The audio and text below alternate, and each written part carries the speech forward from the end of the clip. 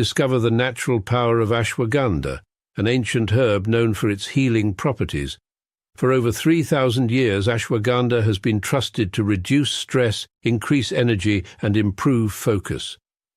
Our ashwagandha is carefully grown, harvested, and processed to retain its maximum potency.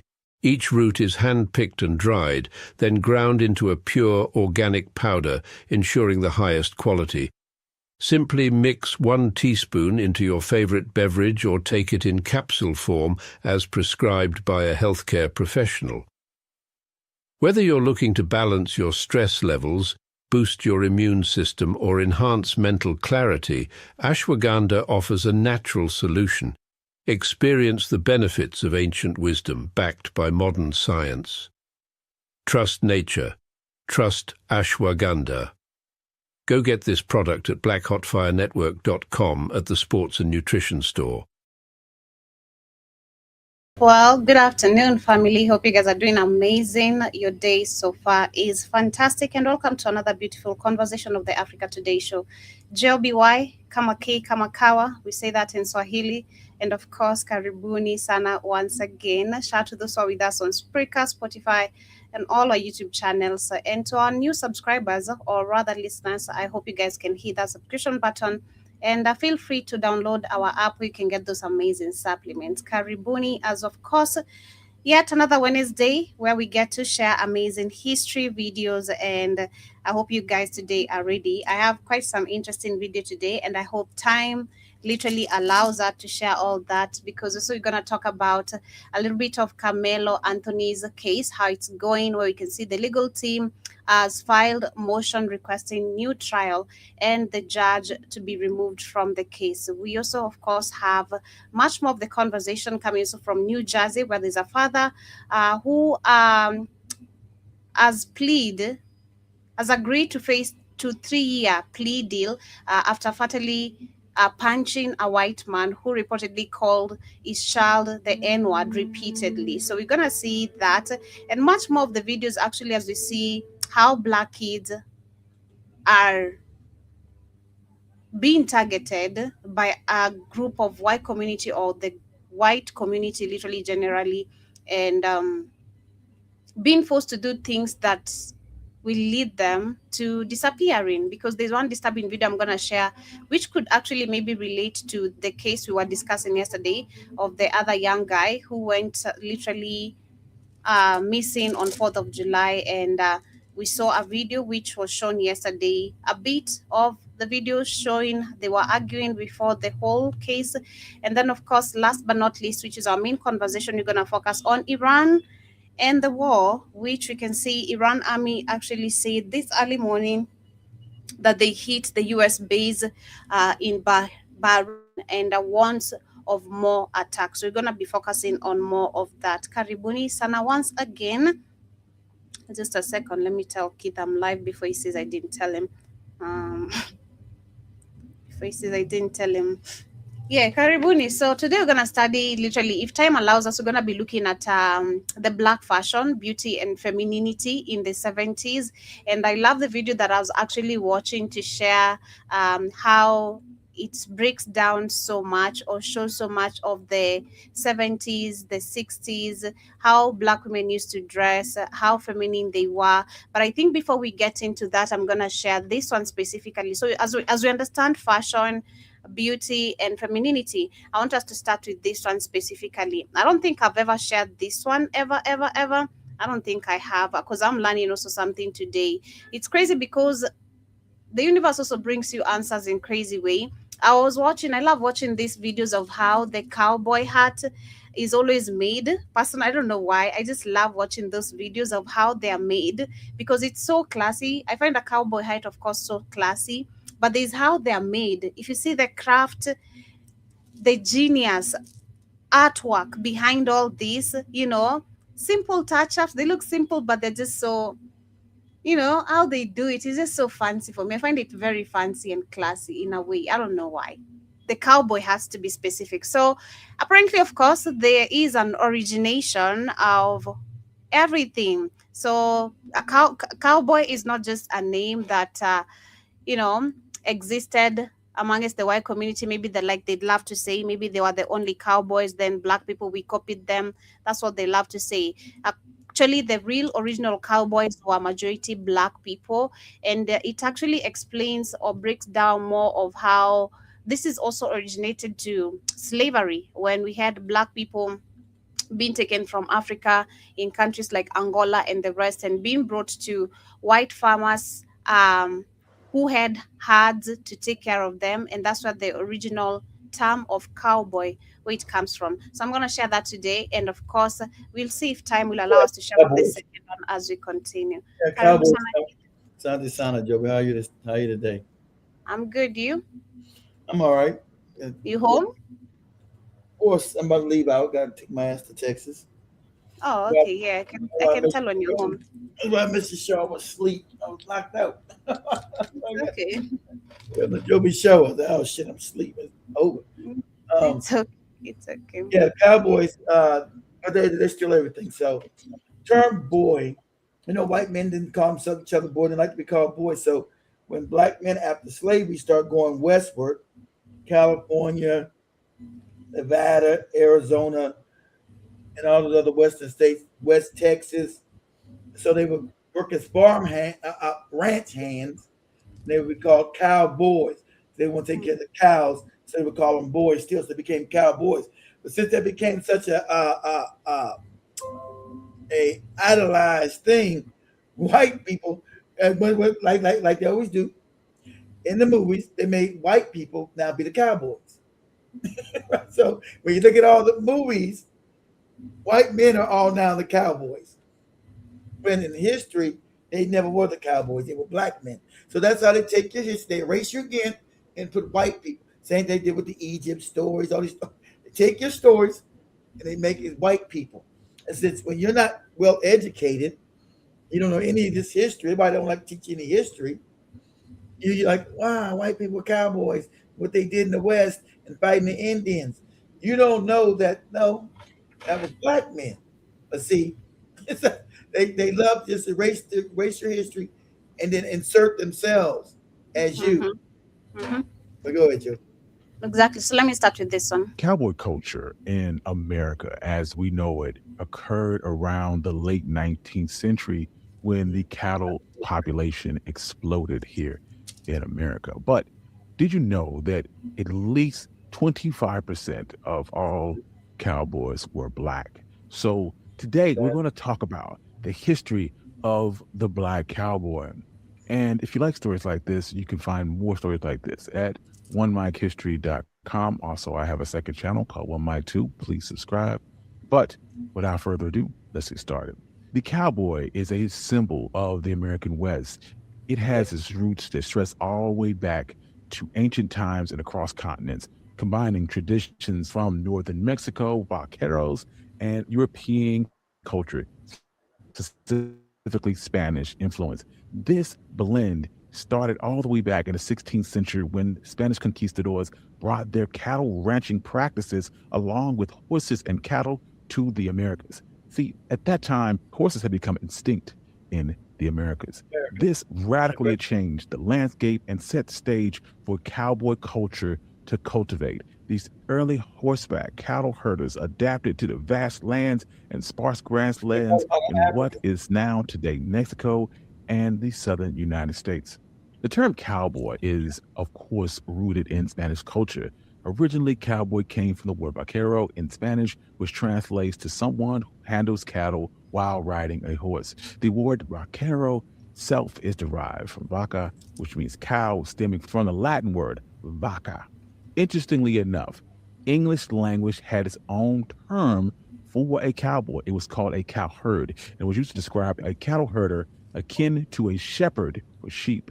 And this dates back to at least the year 1000. Regardless, by the 1700s, the term cowboy had appeared in English literature. It first appeared being used by Jonathan Swift in 1725. However, the term was more commonly used between the 1820s and the 1850s in the British Isles, not referring to a person who was skilled on horseback like we know today, but young boys that were tasked with tending to family or community cows. By the year 1849, the term cowboy started to become popular, and not everyone was quick to use it. Many still like to call themselves cowhands, drovers, stockmen, but they all meant the same thing: a person who handled cattle. As stories and legends of the American West began to spread, new versions of cowboys popped up, like a cowpoke. Cowpoke was originally used for someone who helped move cattle into trains. Despite these new terms, cowboy continued to be widely used, especially in the vast areas of the American plains and the Rocky Mountains. Interestingly enough, the cowboy legend was not simply limited to men. A few women embraced the lifestyle, and this led to the inclusion of the term cowgirl into the narrative. Yeah. This job was initially taken by young adults who often started as early as in their teens and were the primary participants in this very demanding way of life. These young cowboys came in a diverse mixture of American freedmen, Mexicans, and white settlers from various parts of the United States. They all share in this high risk, low paying work that was integral to cattle ranching across the vast American landscape. Despite their diverse backgrounds, a collective cowboy image would start to emerge, built on the trials and tribulations of their work and the camaraderie that they fostered. This shared experience, along with the necessary skills for cattle ranching and the mobile freedom provided by horseback riding, contributed to the enduring legacy of cowboys in America. But in the context of African Americans, they began to work as cowboys as far back as the colonial period. The first proof that we see of Black cowboys comes from South Carolina, where enslaved individuals skilled in managing cows were brought here from Senegal specifically for their cattle ranching abilities. Early 19th. No. They couldn't be bought from Africa. It's got to be indigenous Indians, right? They couldn't have been bought from these other people. South Africa. They know this can't be right. What would the FBA say? This can't be right. It can't be Senegal. That these other Africans were bought from that area. I mean, it wasn't called Senegal then, but it was called back then. At the time, there was no Senegal, but from that area, that part of Africa, those people that ended in South Carolina, they couldn't be from Africa. Nah, you're making that up, man. Those were Indians. Go ahead. Century. White Americans started to move into Texas that were attracted by the land and in some cases to escape debt in the United States. Even though Mexico had outlawed slavery at the time, these new settlers brought their slaves to work with them on their cotton farms and their cattle ranches. By 1825, enslaved people made up 25% of the settlers in Texas, a number that would increase to 30% by 1860, with that year's census recording 180,000 enslaved people in the Texas area. During this time, majority of the cowboys were African American. These individuals were tasked with catching and taking care of the wild cattle in the thick forests of the Gulf Coast. These Black cowboys would often work with vaqueros and would move large groups of cattle guided by oxen and followed by. And that's what I'm saying, Black Americans, okay? As Black people, we came together in America. We know we come from the areas of Senegal, Nigeria, Ghana, Mali, Burkina Faso, Guinea, Congo, Cameroon, Gabon, Angola, and we become also Mozambique and parts of Kenya. So we know as we got here, we became one people. We didn't have no more tribes. So we became Black Americans. And so that's what we see ourselves as. Even though we came from many parts of Africa, we melded into one people through time. Okay? That's what happened with us. So we've all parts of African people in us. But go ahead, Joe. Dogs. When Texas joined the Confederacy in 1861, many of the white Texans enlisted in the fight, leaving their enslaved to take care of their land and the livestock. However, Texas ranchers encountered several problems. One of their major can you imagine that? as these white people went to go fight, this is the Civil War he's talking about, as these white men in the South went to fight to keep the slaves that were back on their farms, tending to their farms and their ranches, to make sure they can continue to keep these Negroes enslaved. It's just crazy. Go ahead, Issues was a lack of effective fencing. This resulted in cattle wandering freely without restriction. When the ranchers returned from the war, they tried to gather these scattered herds with the help of their enslaved.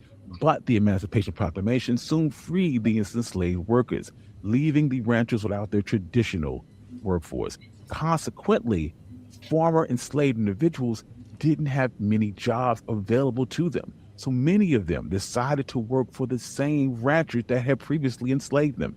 This period coincided with the surge of cattle drives in the northern states, where beef commanded higher prices, and these large-scale operations involved moving massive herds of cattle through treacherous territories and underscored the indispensable But role this is a lot of black people American moving. cattle. They didn't want to work for the old master, so they would leave. That's when you get going further west: California, New Mexico, Arizona, Nevada, Oregon, Washington State, all right, Idaho. So that's where you had the mass migration of black people moving westward because they weren't going to work for the same person that had them enslaved. That wasn't paying them anything still anyway. Because remember, there was no law to make sure they pay you do all this work, and you still don't get paid. So a lot of black Americans left and went out west. So that's when you find a lot of black people moving westward. And that's when you get Bass Reeves. And shout out to you guys see the thing they going after that goofy British actor, that David Aiello guy, right? Talking crazy. See, we've allowed these Africans to come over and stay in Africa and play you as your role. So they're going after David. This is a side, but because they're going after David Aiello, and they're going after Godfrey too. So I'm kind of mixed on Godfrey that they because internet beef is caught in the Let me explain this real quick while Joey's showing how. Let me explain it. So that David Aiello, the actor that played Martin Luther King, this African British dude, same way that this other British moron African playing Fred Hampton, he stunk at it too. But anyway, he was a terrible Fred Hampton. Anyway, because I can't go play a Kenyan, I'm African. I can't, I think I'm a great actor. I don't possess that cultural content, I didn't grow up in Kenya, so I can't possess just the little quirks that a Kenyan would have, right? So we know that they brought these British black people here. The whites did, the Jews did, because they didn't want to give black Americans these roles because they said we were difficult, right? So they wanted to replace it with these British guys. So the British guy came on, that David Aiello, who's now playing with Joey. Joey showed the picture. It made me think about when Joey was playing these pictures. They just show Bass Reeves. So we know Bass Reeves is one of the most famous African American lawmen who they turned white. We all know they made him white in the movies. So we know they made Bass Reeves a white man when they turned him into the movies, and he became the Lone Ranger. Right. So now David Aiello is playing all these black Americans who he has contempt for. So he was on the thing with another Nigerian, Godfrey. And Godfrey's like, I think they're gonna bury Godfrey now. So David Aiello got here talking crazy. Said, you talking about a Southern accent where the Southerners talk. I'm gonna have Joey play that real quick. How the Southerners talk. It's like a slowed down Nigerian accent with some subservient and slavery in it. Right? Like what? It's a slowed down Nigerian. Sir, we wasn't even know Nigeria existed when we were enslaved. But now, somehow it's Nigerian, right? They want to take credit for shit they got nothing to do with. It's crazy. So he said, it's a slowed down Nigerian accent when you put some us being subservient and slavery in it. And we say subservient and oppression in it, right? And so Godfrey didn't push back or say, man, what you talking about? He said, absolutely crazy. Are you insane? The Southern accent doesn't sound like no Nigerian slowed down. your pigeon language slowed down with some subservient and slavery in it. So, so you know, and these British, they're not respected in English, right? In England, they can't get any jobs there, so they will let here to get jobs because there's nobody. What have they done? There's nobody that they never fought anybody. So there's no stories to tell about Black British and a lot of these goofy Africans. Sadly, who you fought? They can do the mama, but that's Kenya's story. Who can the Nigerian show that they fought the white man? They were helping. Those no stories of them. They got to come cosplay us. Do they have some kind of contempt and jealousy? Shout out to the Kenya guy, got it right. So I've always told you guys about this jealousy that the Africans have about Black Americans. It's crazy, and he's right. See, I showed you this is what it is because they've done so much. But he's over here talking crazy. Let's see if I can find it. He's over here talking crazy about subservient, right? Let's see. I don't know. Here they go. They already know it's a topic right now. David Aiello. Yeah, all right. As soon as I put his name up, because he's trending. Hold on. It's just always the disrespect with these people. Says the southern accent is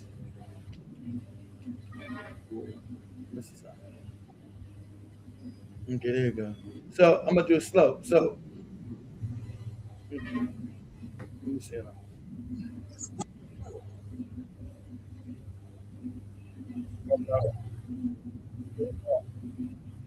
Hold on, let me start. So let me see what it's gonna say. Give me a second, Jim. Let me keep yours up. Let me replace yours real quick. Okay, so this sparks outrage. It's absolutely crazy because now he lives in LA, right? I could get work in Britain because they're racist and you guys have done shit to me. You come play us.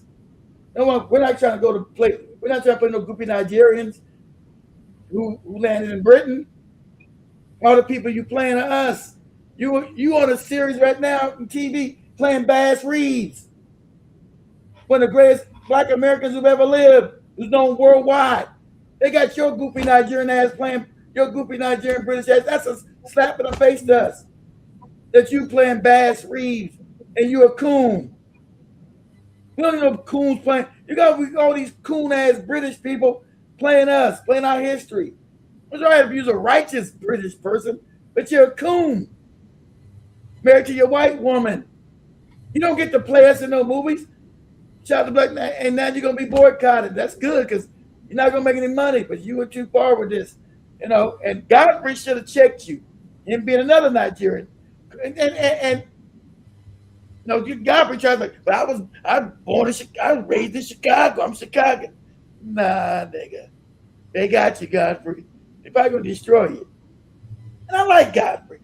Godfrey speaks up, but you got Black Americans in such a frenzy right now. They're being overly crazy. You got a lot of ignorant people online that just don't know the real history as far as Black Americans are concerned. And so they're going after everybody that shows a little bit of disrespect. Now, I can understand Godfrey not wanting to push back on his Nigerian brother, all right?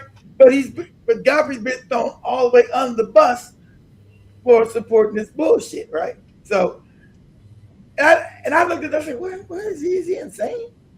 If you slow down the Nigerian like this, you put a little subservient on it, and then slavery, and it sounds, and you get a southern accent, southern slavery accent. Let me share my screen.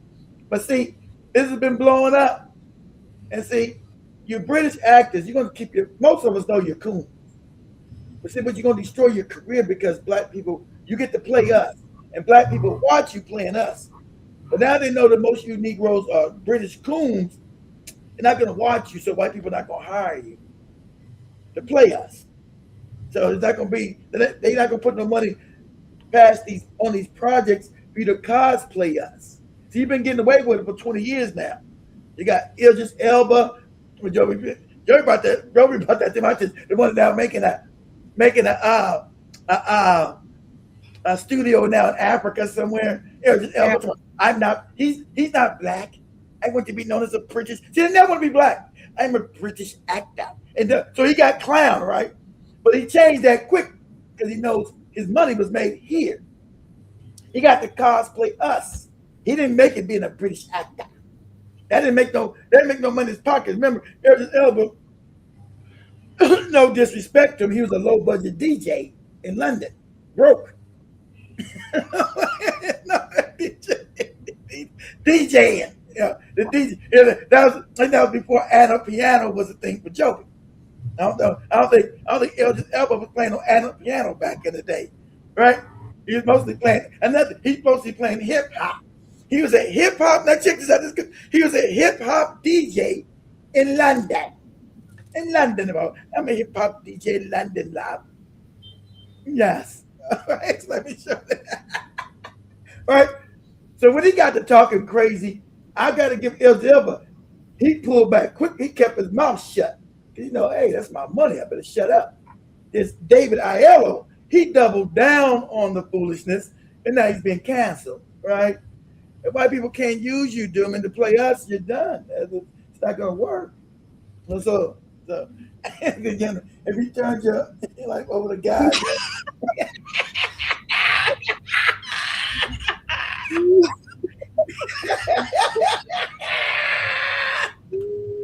yeah, we've all turned our life over the guy. Calm down. Share my screen. Okay, let me go. Where is the YouTube? Okay. I was thinking about your comments today in the morning, and I said today, if you tell me to accept Jesus, I'll tell you Jesus has been taking my money for the last 22 years of my life, and I never paid me back, not even a dime. You know, so I'm good. Can you guys see my screen? Yes. Okay. Nigerian father. It's Godfrey. Hey, how are you today? Go and get my cane.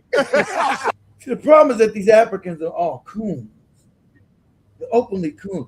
Well, Godfrey says he's not a coon. He calls out coons. So I can't call Godfrey a coon. Because I don't think Godfrey's not a coon. But, you know, he's here with one of his brethren, not as coon as Nigeria cosplaying us. So it says, David Aiello issues an unreserved apology after the Southern accent comments sparked outrage. Right. It slowed down Nigerian with some subservient, and then you add a little bit of slavery to it. Like, what? What? I can't understand. I know the Southern accent is bad. I get it. At least I can understand this. You know, a lot of Southern accent, I can't understand it either. I don't keep running. Depending on where I'm at, if I'm in New Orleans, many parts of Alabama, Mississippi, I can't understand that shit.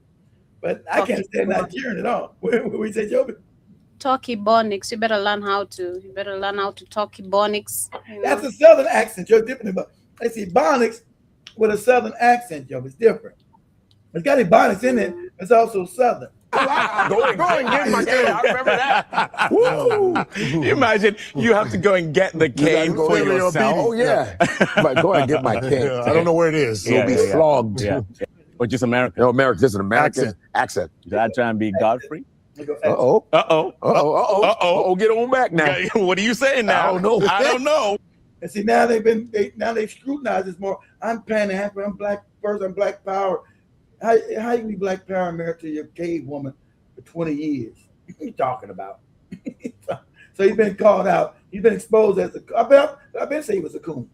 He's been saying coon and shit. He's a coon. Now people are saying, why is he playing our heroes who fought against white supremacy, and he's an open coon? And I agree. He's a long time, yes, a boss of Uncle Tom and Coon. Look at that face. Look at that coon. That's a coon look. That don't say, you look in the library, look in a dictionary, open up coon, this face right here is looking right back at you. Get on back now. What are you saying now? I don't know. How do I sound? I don't know. How do you sound, Godfrey? Why are we doing this? Why are we getting more crazy every time I'm talking like Godfrey? How about Southerner? How about what? A Southerner. Southern accent. Well, Southern voice. if I'm being a Southerner, Well, you know what? You know what happens to Southerners? If you take the Nigerian accent like this, and you slow it down, you put a lot of slavery in there, and then you start to put a little bit of subservience in it. This is what starts. So you put some slavery in there, and you put some subservience in it, and this is what it sounds like. What's to happen Yeah. to the Nigerian accent? Man. It goes this because literally, if you're down here and you start to speed it up, and then you start to take all the thing out of it, then before you know it, you're talking like this. Now we are free again. Don't talk nothing like that. But see, that's them trying to say that Nigerians has something to do with Black American accent, which is absolutely, that's these Nigerians taking credit for something that had nothing to do with. And that's what these goopy Africans do, because there's nothing you can turn to Nigeria and say, you know, what have they done? Nothing. What has goopy Nigerians invented? What have they done? So that's them taking credit. Well, in some way, it's a Nigerian accent slowed down. You're like, what? You out of your fucking mind? First of all, there was no Nigeria. It didn't even exist. Nigeria's 100 years old. What are you talking about? There was no fucking Nigeria. You had kingdoms, but you didn't have there was no Nigeria. Nigeria didn't exist. So what Nigerian accent are we talking about? You got all these different tribes in Nigeria with different accents. So what Nigerian are you talking about? First of all. So like I said, that this open disrespect is now being let me take this down. This open disrespect is now being, he gave an apology because he's scared, because now his money's about to get messed up, right? His money. He didn't find it. And Godfrey laughed at it while saying, hey man, it's just kind of disrespectful. You done made your money. Pretend to be these people. He was Martin Luther King, Oprah Goofy, no good ass put you in that movie. You played Fast. Who else? Oh, you also played, well, Joey showed yesterday when we talking about the fighters, right? Come back from the military, right? And Joby showed you the Tuskegee Airmen, who were actually the greatest pilots, right? He got to play a Tuskegee Airman too in a movie called Red Tails. So they put him in a movie called Red Tails where he's playing us as a pilot when there was no motherfuckers flying in Nigeria at all at that time. So he got to cosplay us being a pilot, the greatest pilots of all time. So he cosplayed us. So they let him cosplay us again, because he was in Red Tails. He was in Red Tails, which is a movie came out about 10 years ago, maybe 19 years ago.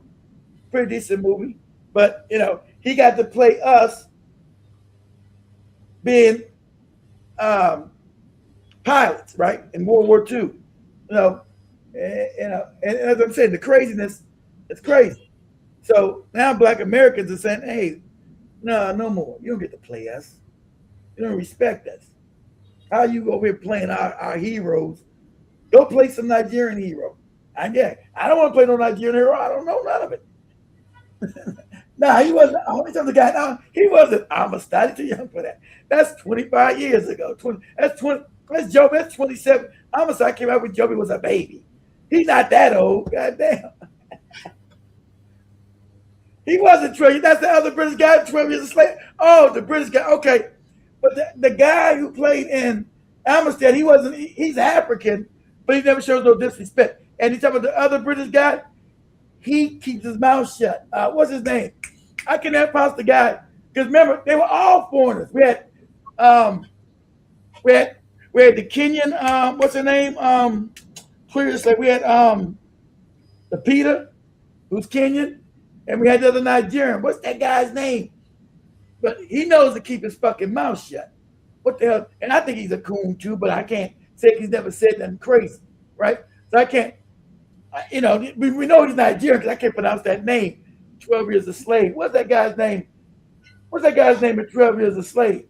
It was him, and it was Peter and Lapita, right?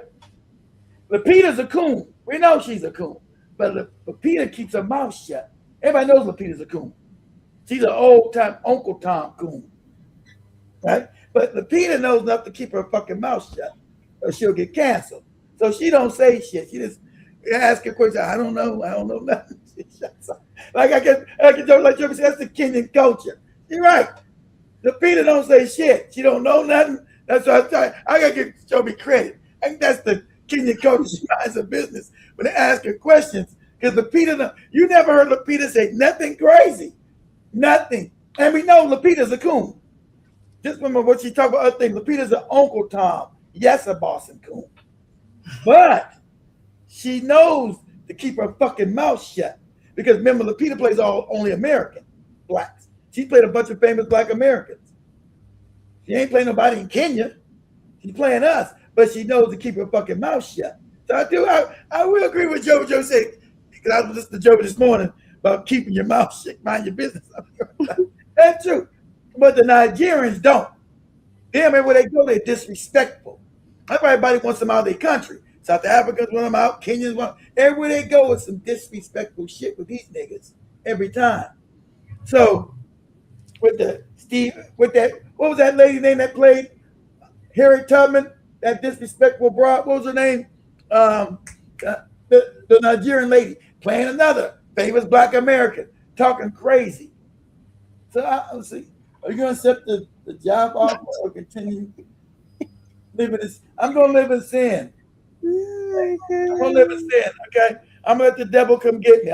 I choose to live in sin. So, if you don't mind, I'm going to live in sin. Fast C5W. I'm going to live in sin. And when I get there, I'm going to whip the devil's ass when I get to hell. I'm going to say, what you doing in my place, devil? Okay? I'm going to fight him. You know, so bigger long, yeah. I'm gonna go back to yours. But like I said, Cynthia Erivo, that's her name. Cynthia Erivo, that's the Nigeria, right? Everybody's now canceling her ass. They gotta do an all famous person. She played Harriet Tubman, famous black American, and was having all the disrespect right there. The white people, we're gonna let her play Aretha Franklin. Aretha Franklin, before she died, said, "Don't let this disrespectful Nigerian lady pay me in no movie." This was Aretha Franklin before she died. So I don't want this Nigerian British to pay me. She can't play my essence. I'm not fucking Nigerian. She can't play me. So they put it like a TV show. They went and got what's her name? That Hudson girl to play what's it, Jennifer Hudson to play Aretha Franklin, because they got wind. They said, we're gonna let this British Nigerian play. You said, and Aretha Franklin said, absolutely not. Are you out of your damn mind? I don't know about no Nigerian lady play me. What are you talking about? I want a black American who knows the essence of black American people. What are you talking about? Right? That Cynthia Erivo lady, right? And so when they had to play Harriet, that movie flopped. We're like, hey man, what the hell are you talking about? What are you talking about? So now David Oyelowo, his career is falling before him, right? Because let me show this real quick. Let me do this real quick. Damn Nat, hold on, give me a second. Give me 1 second. So he's making his apology. He don't mean it. He doesn't mean it. So we're gonna do this right here. So I'm gonna show this real.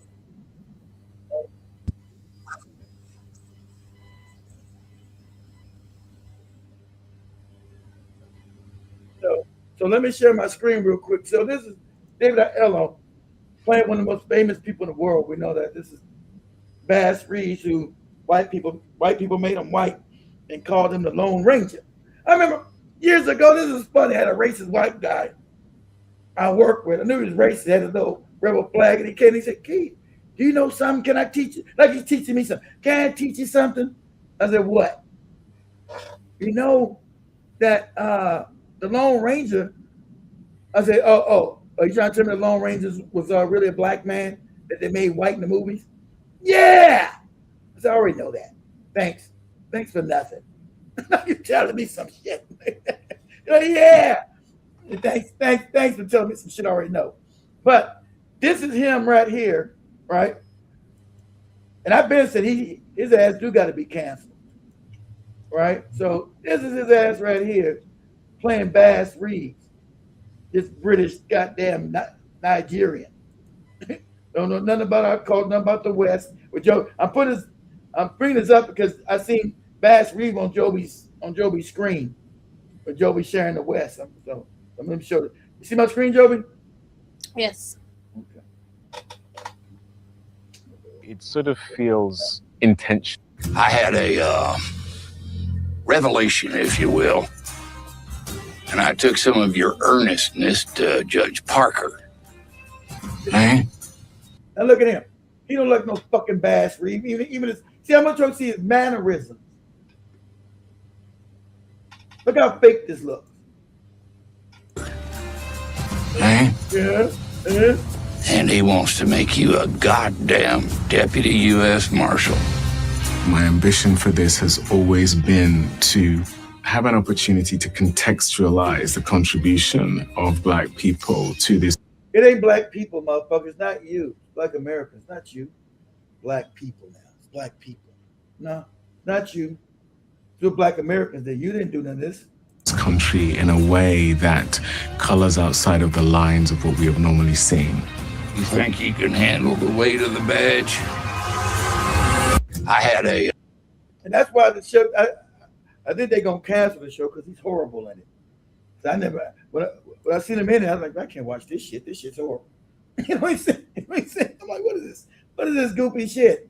He looks British. Same way they said about, you have, who's that actor? They were talking about Idris Elba. They knew he wasn't black when they had him for The Wire and they had him read. They come and do an audition, and the white people like, wow. Like, damn, we're gonna hire him, but he's horrible. Because they can't be black Americans. You know, I don't care how much you act. I can't play it's like I'm Kenyan. I can act. Like Joe can do the goofy accent. She can't be a South African. They'll still get her because they'll see her mannerisms and not South Africans. And they'll listen to a goofy accent, yeah.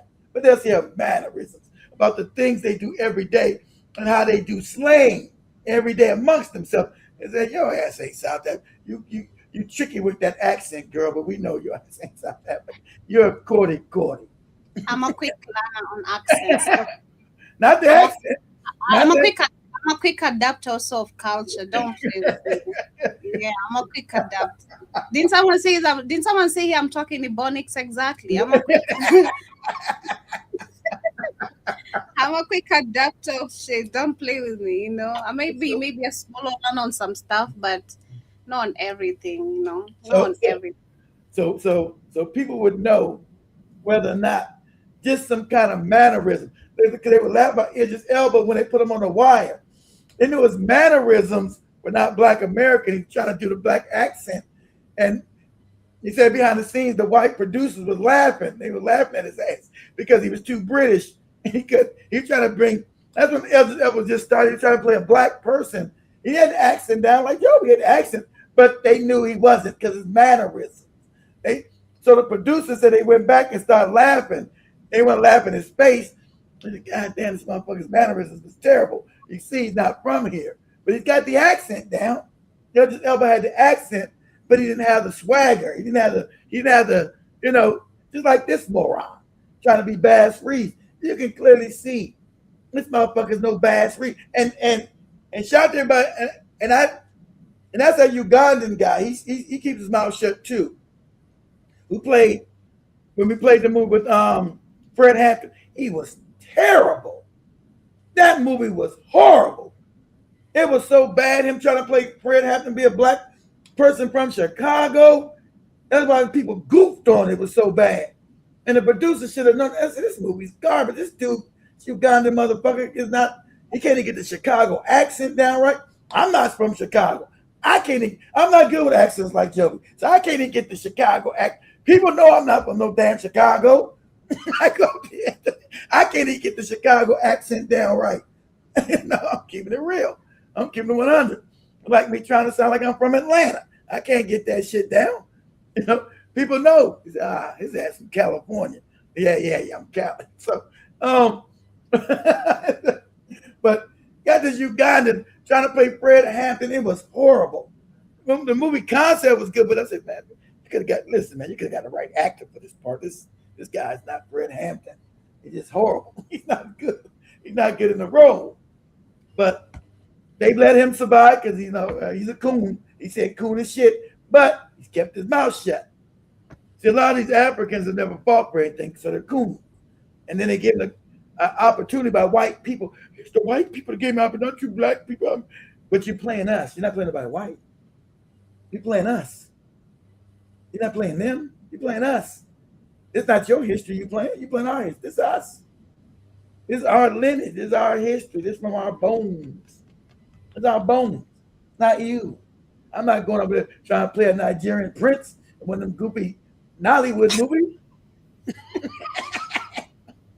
and have all this kind of cake soap on my face, bleach on my face. Go ahead, Joey. Go ahead. Go ahead, continue your video. I'm not going to continue with that. I'll pick it up from there on Wednesday so I can share it with the video I had also penned in. So you can combine the stories, both the stories, because I wanted to share both of them. Since time is not going to allow. We got a whole hour. We got like hour and 15 minutes. With you? No, we don't. It's you. But yeah, let's talk a little bit about Carmelo Anthony's new update, the case update. Earlier today, I saw that his new legal team did file for motions requesting a new trial and that the judge should be removed from the case. So let me share a bit of that and then we continue from there. Just a second. His legal team has officially filed 2 motions. One, to have the judge who presided over the case removed from any further proceedings, and 2, to have his sentence overturned. As it pertains to the judge being asked to recuse himself, they're saying that he made a statement to a local television station as well as a written statement to Fox News saying that he defends his verdict, that he feels like Carmelo Anthony got a fair trial. And the new legal team is saying that he cannot be a part of any post proceedings based on those statements because he would be biased since he already confirmed that he feels like the verdict was fair. In the second motion, where they're asking for a new trial, they are saying that Carmelo Anthony's constitutional rights were violated and that they did not allow the trial to be accessible to the public, and saying that the prosecutors essentially backed away from an off-the-record agreement that led to Carmelo Anthony not testifying on his own behalf. So it is official. The ball has started rolling as promised by his new legal team in the appeal process for Carmelo Anthony. It looks like Carmelo Anthony's team is fighting for a new trial and to get Judge John Roach dismissed. If you remember a couple of weeks ago, I reported that Carmelo Anthony had a new legal team behind him. And baby, they are not wasting any time. According to reports, Carmelo Anthony's team filed 2 motions. One to remove Judge John Roach from all post-trial proceedings, and another asking to have Carmelo Anthony's conviction thrown out completely. According to the motion, Carmelo Anthony's team argues that a new trial issue should be decided by a whole different judge and not Judge John Roach, and they want him to recuse himself. The reason Carmelo Anthony's team wants him to be dismissed is because of this interview. Did the jury get it right? Yeah, they did. You know why? Because they were picked based upon the law, the facts. Jury, and they got a verdict. Carmelo Anthony's team also said he defended his courtroom rulings, declared Carmelo Anthony's trial a fair trial. He also said that Collin County should be the example for all murder trial proceedings. Yeah, where white people get to judge everybody and their mama? I'm sorry. The second motion filed said Carmelo Anthony's constitutional rights were violated. His team also argued that courtroom access restrictions deprived him of a public trial. Prosecutors backed away from the off-record agreement that ultimately did not allow Carmelo Anthony to testify. In his own defense, we all know Carmelo Anthony got 35 years with a possible parole in like 17. Just because his team filed these motions doesn't mean they're going to get them, but we're going to keep our fingers crossed. Yeah, so let's hope the judge is going to literally be removed from the case, and we see how the case is going to happen. Maybe for once, we're gonna see this political, but it's got a light on it. They want to bury it. They want to keep his ass in prison, but it's got such a light on it. It's so obviously that it was a biased trial that they might have no choice but to, go ahead and have another trial, because this was obviously railroaded. But You know, a lot of white people don't even care. They're like, so what? We don't care. We don't care. We know we're racist. We don't care if you know we're racist. See how racism works better when most people pretend like it doesn't exist. It can do more damage when you can pretend like it doesn't exist. You know, it stays under the wire. Like a lot of goopy Africans see, oh, you black people always crying about racism. Racism doesn't exist. The white man is not the bad. You know, same shit they were doing in Africa. But like I said, shout out to the Kenyans waking up. They know who the fuck is the problem. There's imperialism white people still in the country. You know, the Africans been under this goofy ass. A lot of American black coons. It always morphosizes itself to be more stealthy. It changes. It becomes more sophisticated. It doesn't. It's able to rule you better with it not being in your face. But now it has to be close and personal in your face, because with them dying out and them scared of losing power globally, they got to be upfront and in your face with it. Right? They got to be brutal. Everybody want to brutalize you again. They got to keep it brutal in your face to hold power, because their power is waning. That's why they run around here like chickens with their heads cut off. They're scared.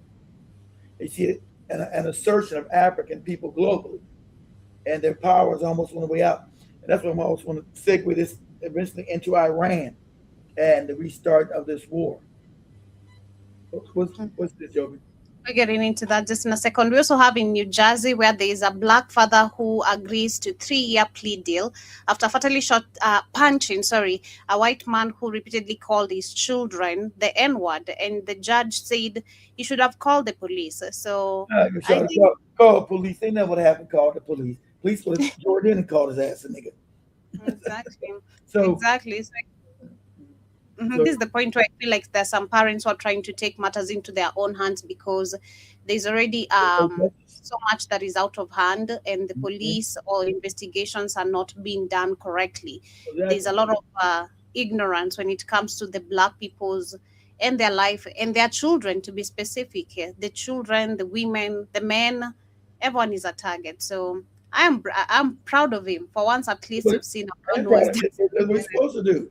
You let somebody just come. And he had a pretty good punch because he killed the guy. But the white man to death for saying that word. Hey, keep your mouth shut talking about my kids. You don't get to berate my children, disrespect them, and walk free. Exactly. And another same case, we have another video also showing how, I'd say, similarity to the case we are now reporting yesterday. This issue of going swimming. Going swimming with some white kids. This shows actually now something totally different. This is not the same video, but this is where a black boy went swimming with a group of white children or boys, and they were forcing him to swim. The same thing, it goes back to what you are saying. Most of the black people don't know how to swim. So the boy was insistently telling them, I don't know how to swim. I don't know how to swim. So I don't know what really happened. Take the best on or nothing. They didn't go save him. Did he die? The reports are not clear, because they say a black child shouldn't have endured monkey noises, because they were doing monkey noises, the racial slurs, humiliating him, telling him he's not a man enough. How dare he doesn't know how to swim? Why does he have a life jacket? A life-saving jacket and all that. So it's crazy. Whose parents are these? Whose parents are these? Whose parents? Let me kids are with white savages. I still don't understand this.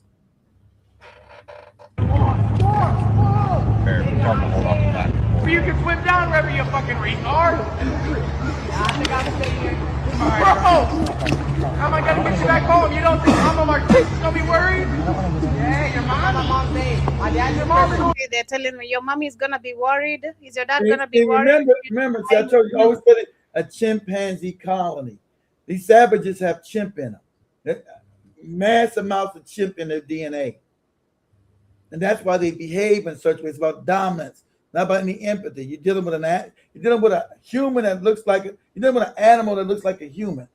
You're dealing with a humanized animal. That's why, Joby showed you a couple of weeks ago, they have fucking dead deers on the side of the road. So you're dealing with a humanized animal. And black people ain't understood this. This is genetically factual. You know, you're able to humanize animal, not a human being. So who's leaving their kids alone with these people? It's crazy. About you. I think that's why.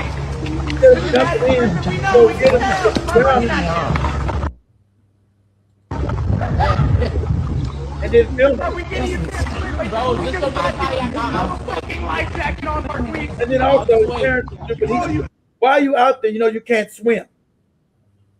What are you trying to prove to anybody? You know you do not know how to swim.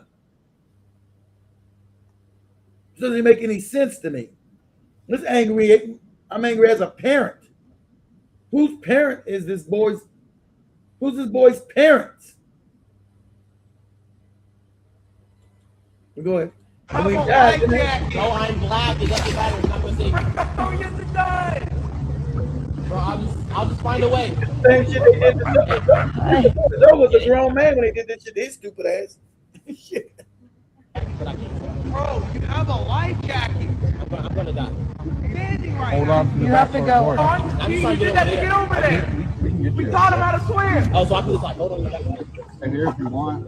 Yeah, I might drown. It's like it's green. There you go. Thank you. What's your name? What's your name? My name is Marquise. Everybody calls me Lamar because I go to like Danella. Are you okay? Are you okay? Are you okay? Yeah. Okay. I was okay getting over here. They think I'm about to swim back. I can't even swim. Good job right now. Yes, it's crazy. Why are you going somewhere, man? Please. These kids are moron. They're going. Kids are moron. I can't even swim. And he goes. See, this is a future coon. Coon babble.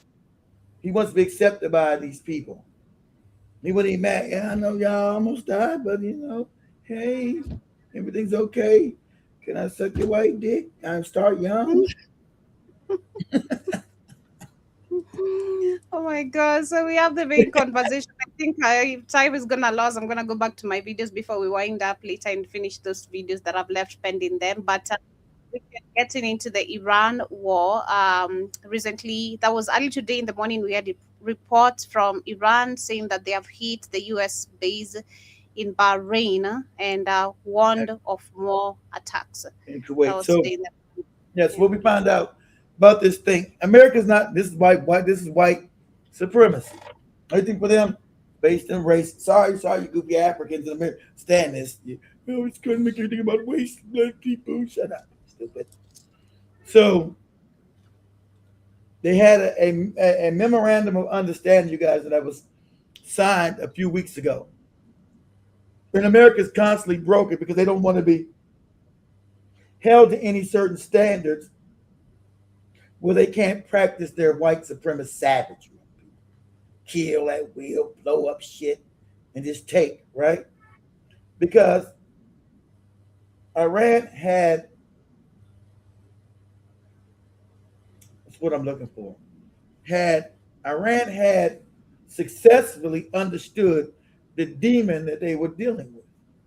And so they, innovated their stockpile of weapons, knowing that this savage would be soon knocking on the door to come see them. They know it was only a matter of time, even though they got Iraq on the west of them, then on the east of them they got Afghanistan. They knew they was coming to see them eventually. Because Iraq, they couldn't allow Iran to be free after they threw out the CIA and the other puppets that they put in charge back in 79 or 78.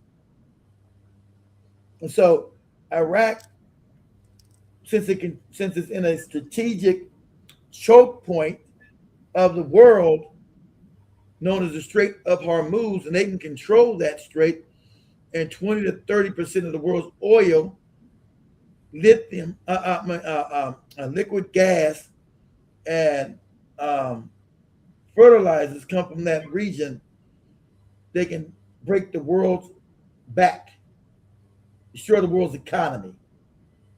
And since America doesn't have the military might to completely go and destroy them, right, which they want to do, they want to destroy them so bad they can taste it,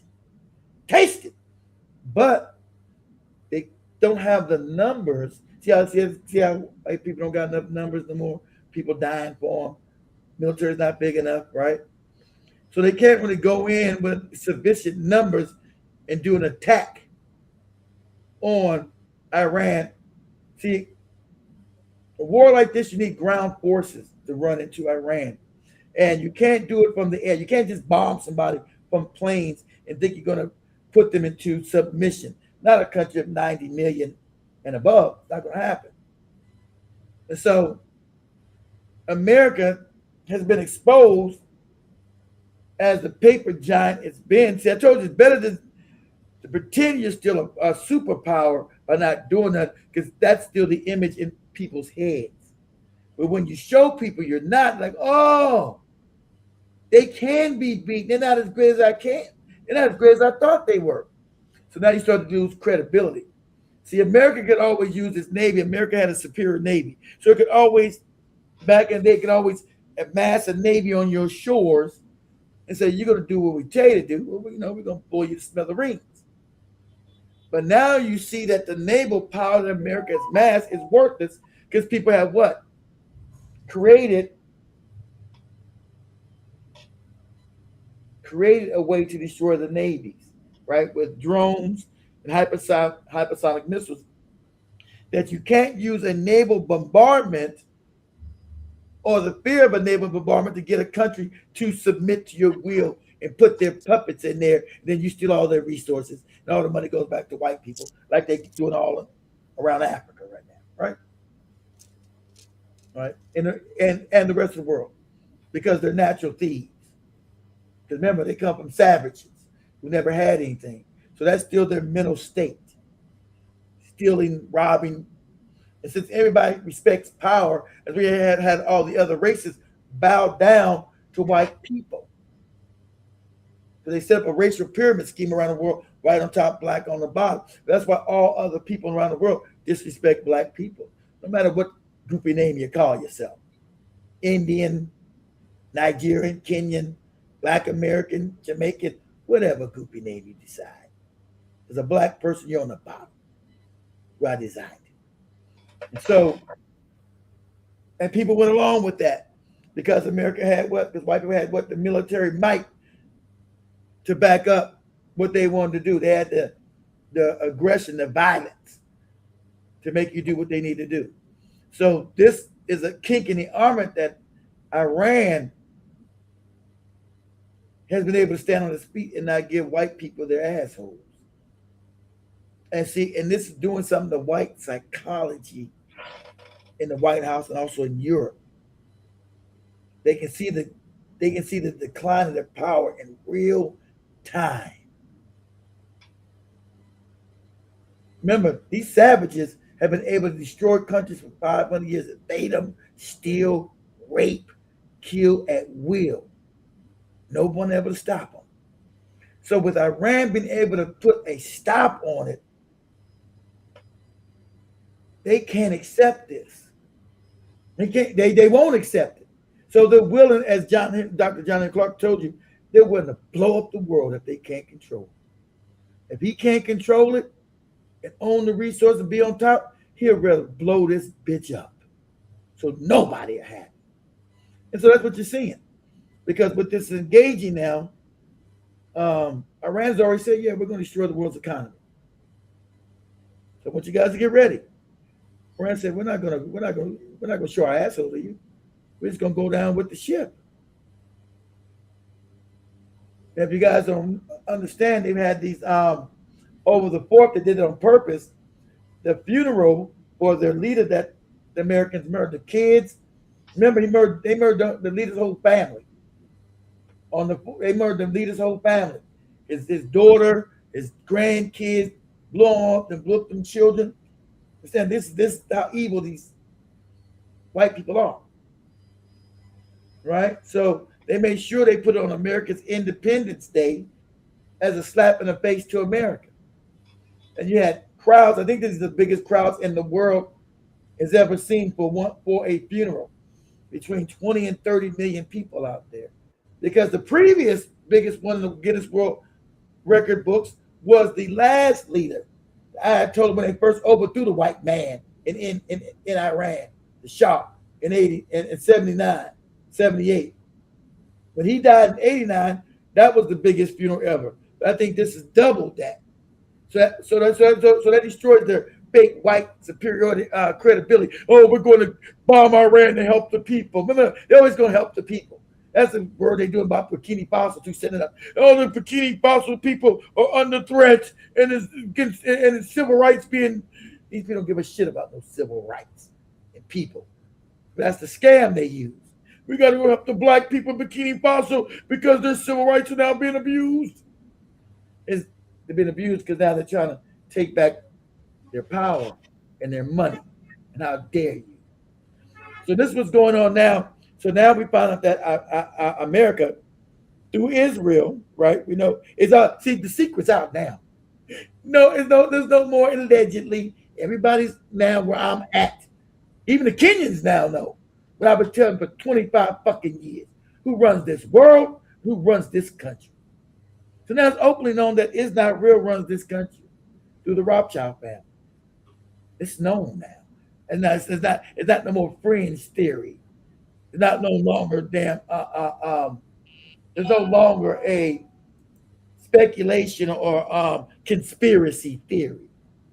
This is known. And it's being said. Right? It's now being said. Reason why you get shadow banned. They own everything.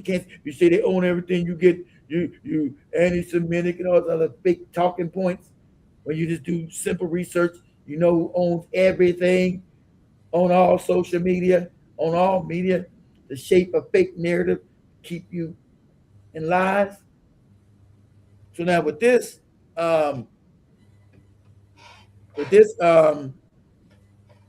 happening, so now they decided now they're going to go against the MOU that they signed, right? They're going to go against the MOU that they signed, right? So the MOU was that they would release Iran's money that they stole, right? They stole billions of dollars like they always do. America also controls the financial system of the world, right? The banking system. So when they get to bomb your country, also steal the money that you have in the banking system, controlled by you know who. You know who controls these banks. We're not going to say it. We know who, right? That's why all these leaders in Africa have all this money they stole in these banks outside of Africa. Isn't that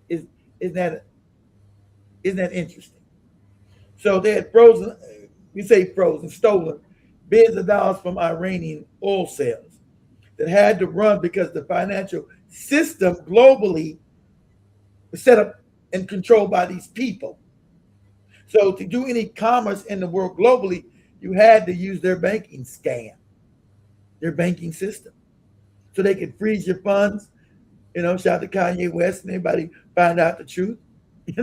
Like a person and a country to steal your shit. And so Iran was asking, part of this memorandum of understanding to get their money back, and also that they were going to control now the Strait of Hormuz moving forward.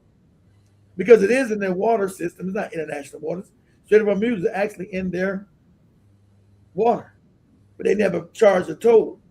Is there any other ships want to move oil in and out of here? They're going to have to pay a $3 million toll, or you won't get any oil. That's the way it's going to be. See, so with Iran defeating America, which they did do, so America had to agree this because, like I said, America's in a very precarious place because we are financially destitute. We don't make shit. We don't make anything. That's the dirty little secret that these morons shipped everything to China, made them a power. So our economy is fragile based on fake schemes, fake stock market scams, right? Where it's a fake evaluation. So America's economy is a house of cards. It's a Ponzi scheme. It's fake. It's phony. Not built on anything anymore. So it's like the emperor has no clothes.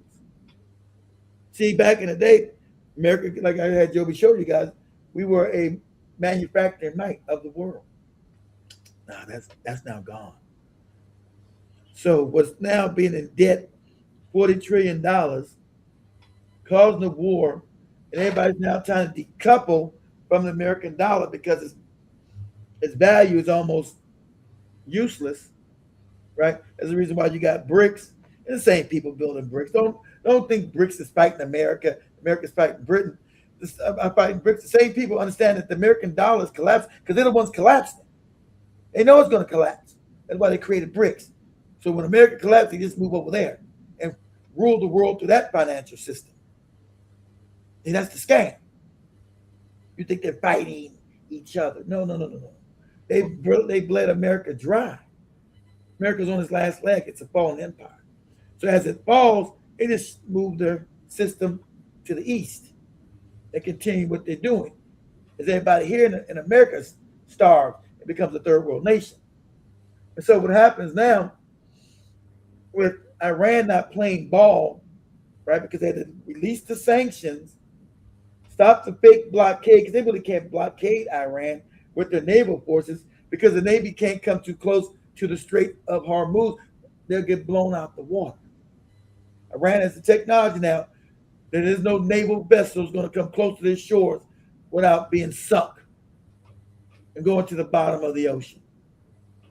And then also Iran has this, a lot of the internet cables that connect Africa and America to the internet runs under the Strait of Hormuz. So they can cut all the internet off because it runs through that strait and they control those waters. So they can cut everybody's internet off because all transactions run through the internet. That's how I pay Joby. And if I can't send money to the internet, they can't get paid. So Iran is saying, okay, just keep it up. We're going to cut off the internet for the world. For this part of the world, we're going to cut it off. Africa's connected to that internet. The Middle East is connected to that internet.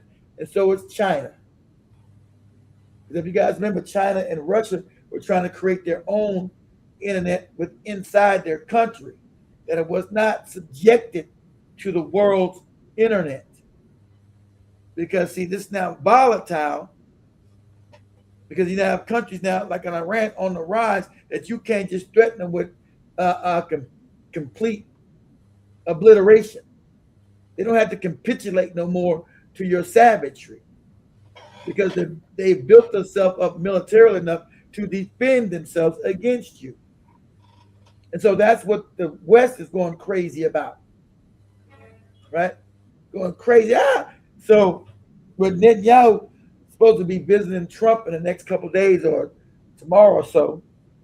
See, Israel wants this war for the Greater Israel Project. They want to keep this war continually going because they're trying to steal those lands and those resources. But like I said, they got one big problem, Iran. And now they're telling you about Turkey, right? Puts up CNN. They tell me, oh, Turkey's going to be next.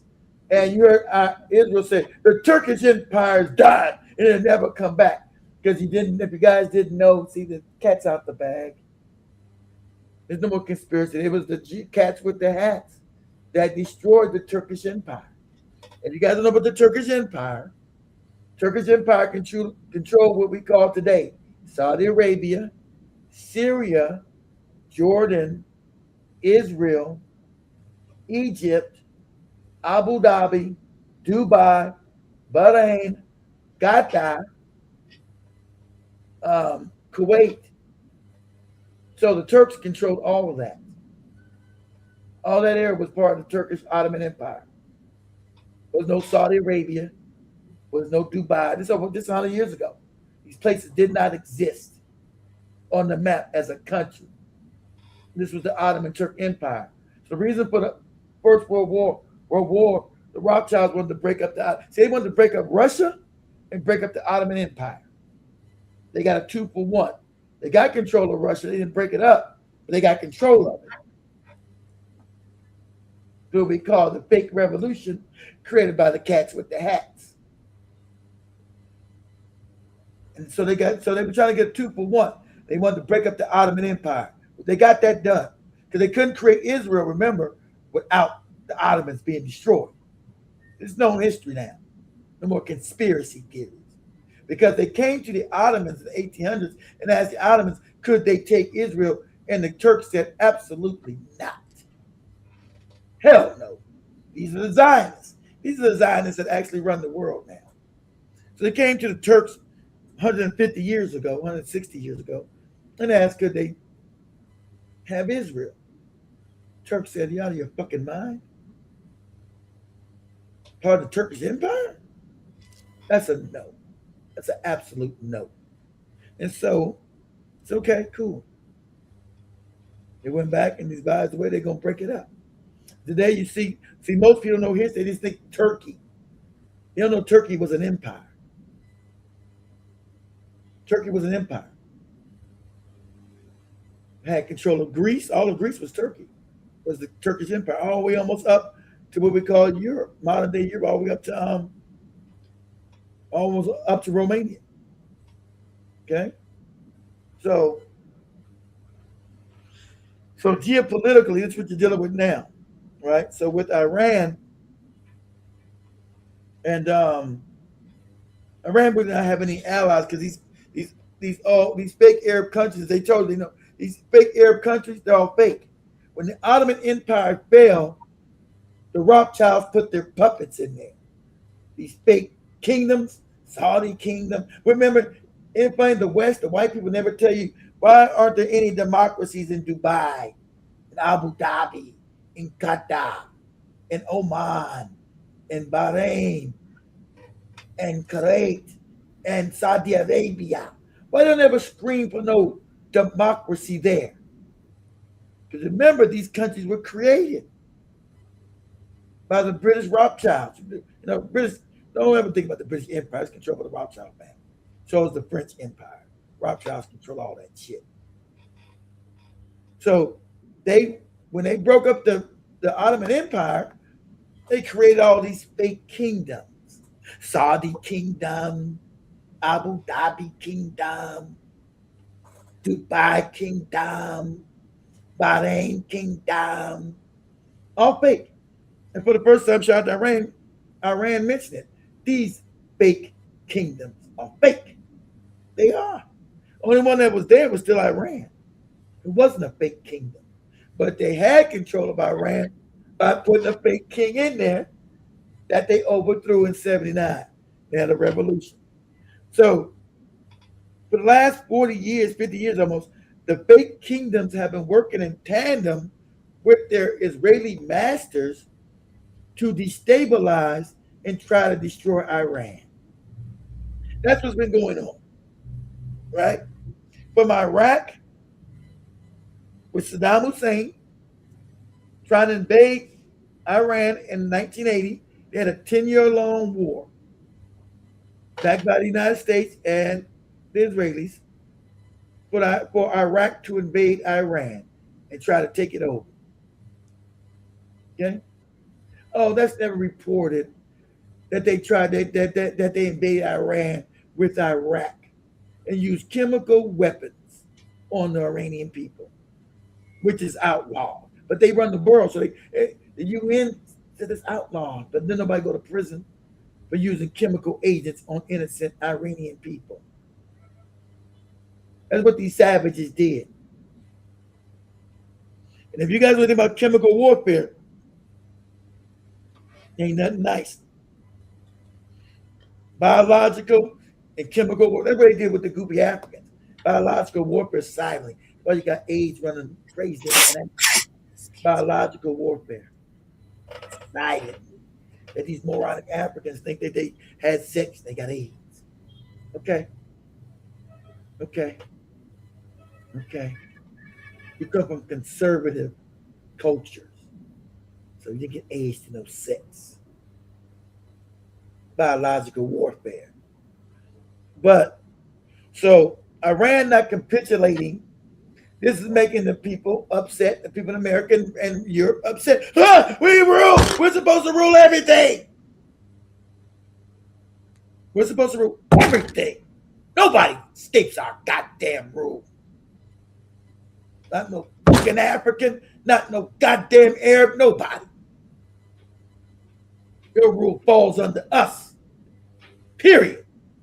Or there will be savage actions against you. So Iran, and that's why everybody's all surprised that Iran was able to defeat them. Everybody's like, what? The Chinese are fucked up. The Russians are fucked up. Everybody's all messed up, right? And Iran has now gained, see, through fighting, Iran has now gained a level of respect like that they never had, like they said. You know, they put all these hostile fake countries around these fake kingdoms. It's like all the African nations are all fake. Kenya, Ghana, it's all fake. White man created them, still controls them. They're fake. So that's what all these fake Arab countries are. They're fake. They're all fake. They're all phony. These kingdoms are all phony.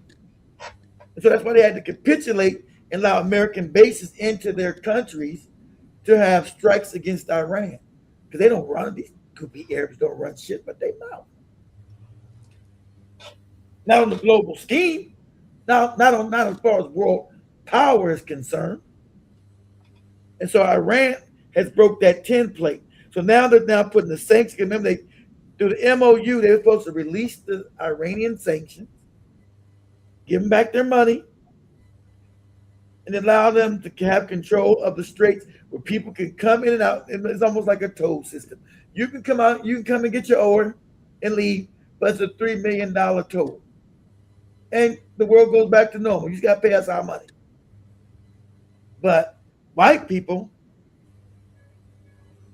they can't accept this. That's them not having control. And that's not acceptable for white people not to have control of the planet. This is unacceptable.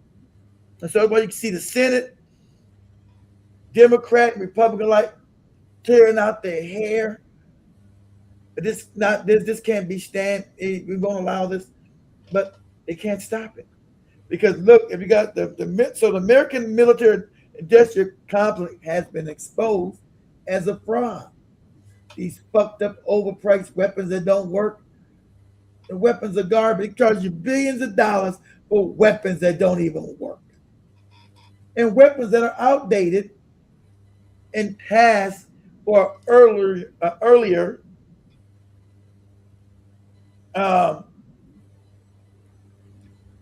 war period, right? Wars now run asymmetrically. They're not run by battleships showing up on your shores and asking you to, pull down your pants and touch your ankles. You can't tell people to just pull down their pants and touch their ankles no more, while you rape them. So you thought you'd go to Iran and tell them, pull down your pants, bend over and touch your ankles. And that didn't work. It's not going to work now. See, Iran has enough firepower now to withstand an American attack. So let me fast forward this before we run out of time. We got 30 minutes. So America decided to be slick and, of course, not follow no rules because these white men are not trustable about their power. So Iran said, okay, you can use our straits, right? No problem. You can use us. You just got to you got to pay us. When they told them for 60 days, you can come in for free, get your own lead. But after 60 days, we're going to start charging ships. So America said, F you, fuck that. We're going to go where we want to go. So we're going to take our ships along the borders of Oman. And so since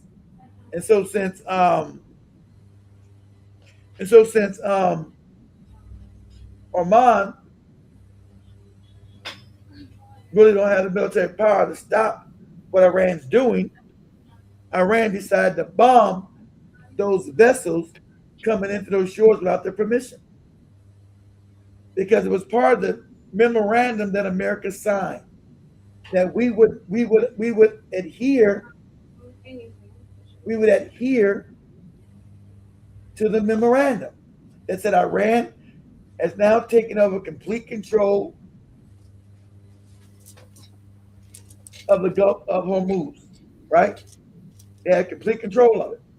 But America didn't want to go along with that because these savages don't want to be told what to do. So Iran bombed those two vessels and said, listen here, you're now going against what we signed, what the agreement is. And so white people, they decided to go back and bomb Iran, right? I'll show you. We'll bomb the shit out you. Okay, but you're not going to stop. You're not going to change the situation. Yeah, you can bomb us, but you can't change the situation on the ground, us having control of the straits. It's not going to stop the global economy from collapsing.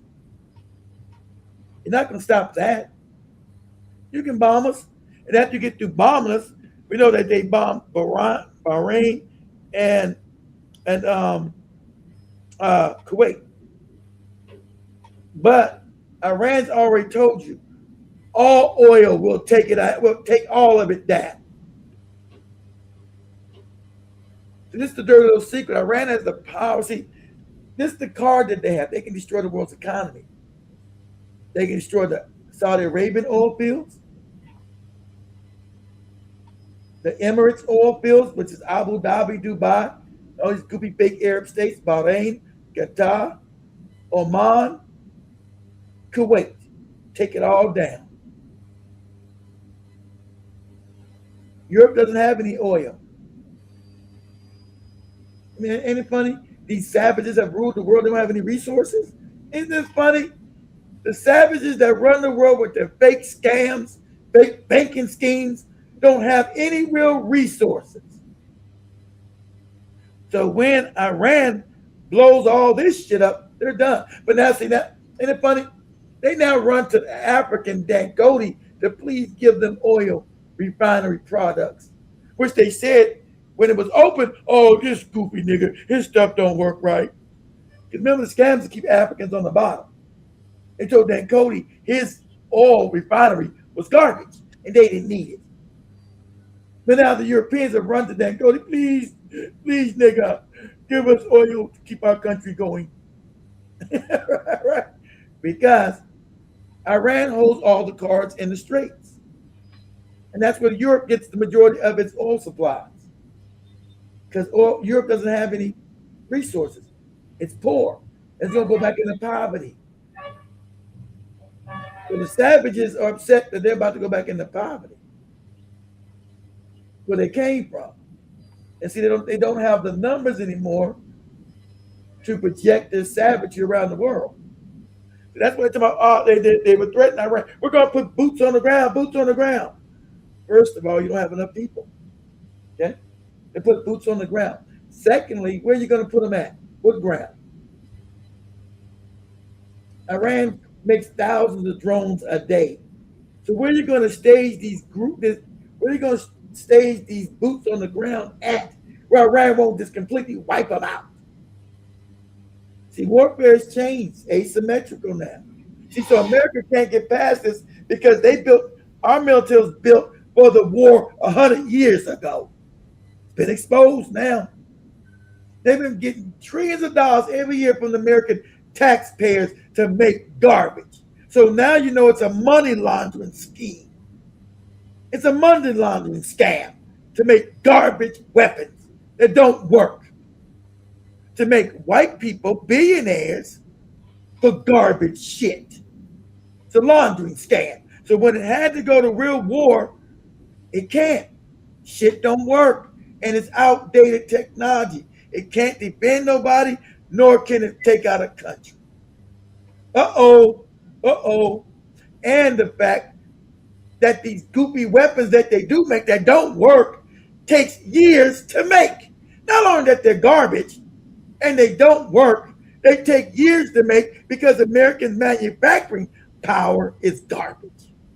It's garbage. America don't have real manufacturing like China does anymore. So it takes years to make weapons that don't even work. So you can't even fight the war against Iran because you don't have the weaponry. And when you do build them, it's going to take you 5 years. And the 5 years that it takes you to build them, you'll use them all in a month. The 5 years, this is how unsustainable. And Iran knows this. Iran talks about it openly. It's funny. It'll take you 5 years to build a goopy stockpile of weapons. It don't work. Over budget, billions of dollars of garbage. And you'll use that in a month fighting Iran. And then you say, oh, we need a ceasefire. We need a memorandum of understanding. So you go back and build another 5 months, another 5 years to build weapons that you can only use in a month. It don't work. So this is America's "the emperor has no clothes" moment. This is their moment. And they're scared to death of it. So this is them lashing out, and the only thing white people know how to do, their savagery. So now they're bombing the shit out of Iran. Boom, boom, boom, boom, boom, boom, boom, boom, boom, boom, boom. All night long they've been bombing Iran, just blowing up innocent people. But the reality on the ground is that Iran telling you, hey, yes, you bombed the shit out the country. Good.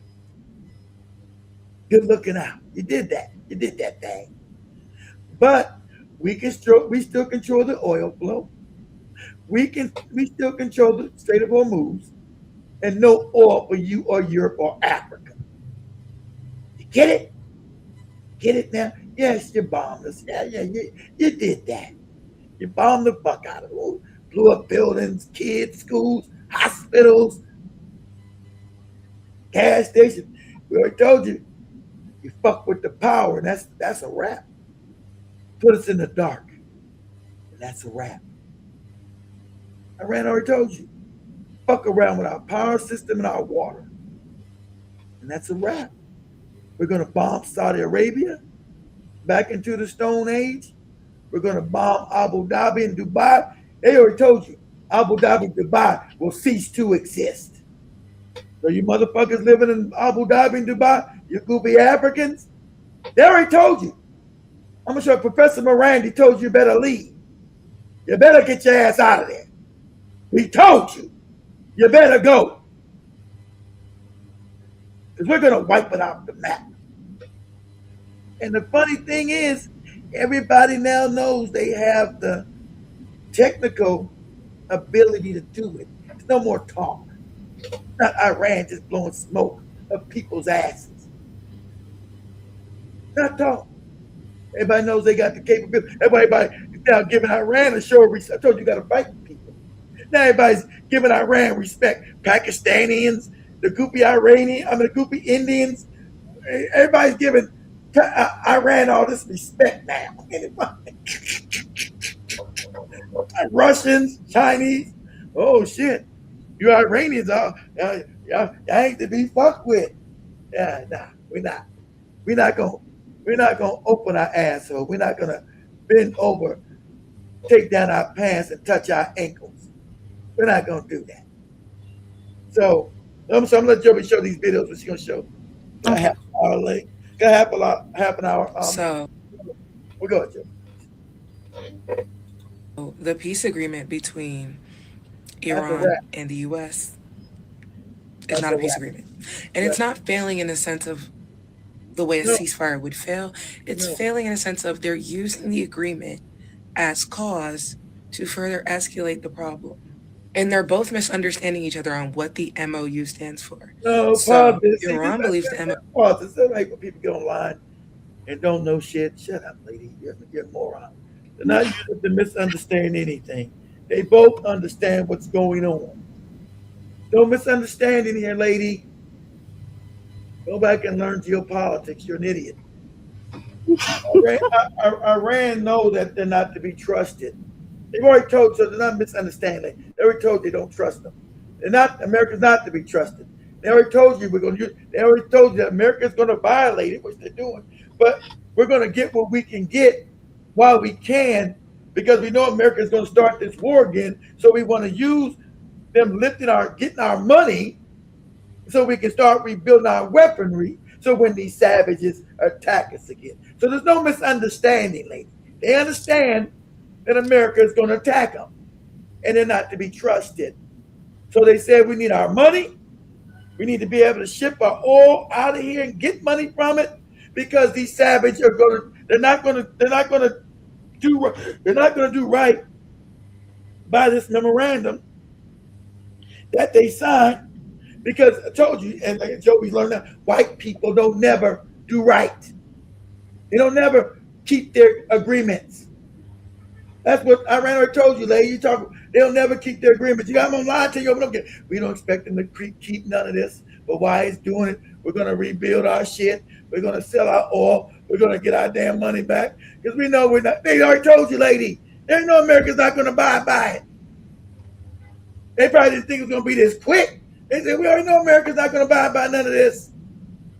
They're not gonna buy it, but we're gonna try to get our money, and we're gonna try to sell our oil because we know this savage is coming. He's not gonna buy by nothing he agreed to.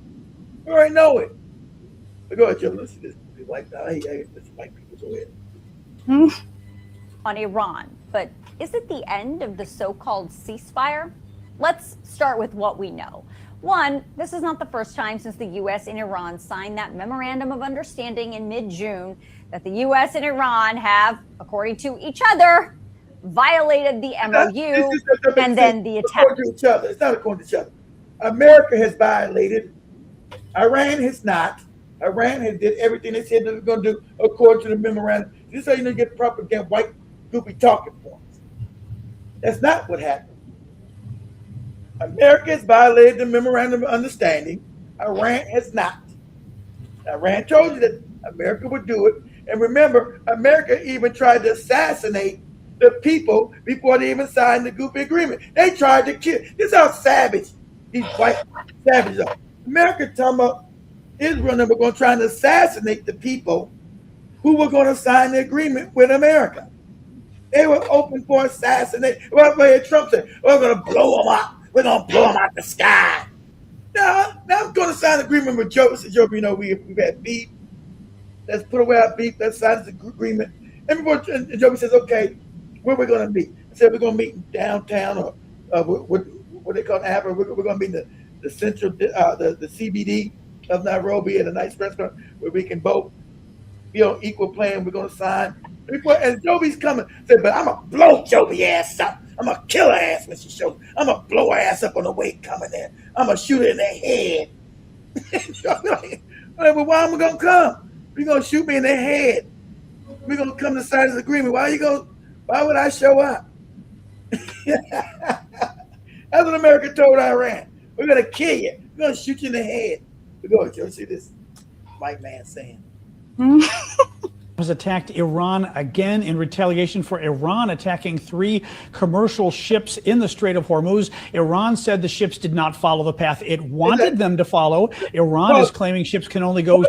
They're not claiming. That's part of the. See how white people lie? They're not claiming. That's part of the MOU. That's in the written agreement. They're not claiming anything. See how disingenuous these savages are. The agreement. They made an agreement in writing that Iran's going to control the straits. All vessels can move in and out according to Iran. All you have to do is let us know that you're coming. We're going to let you go through, get your oil, and come back out.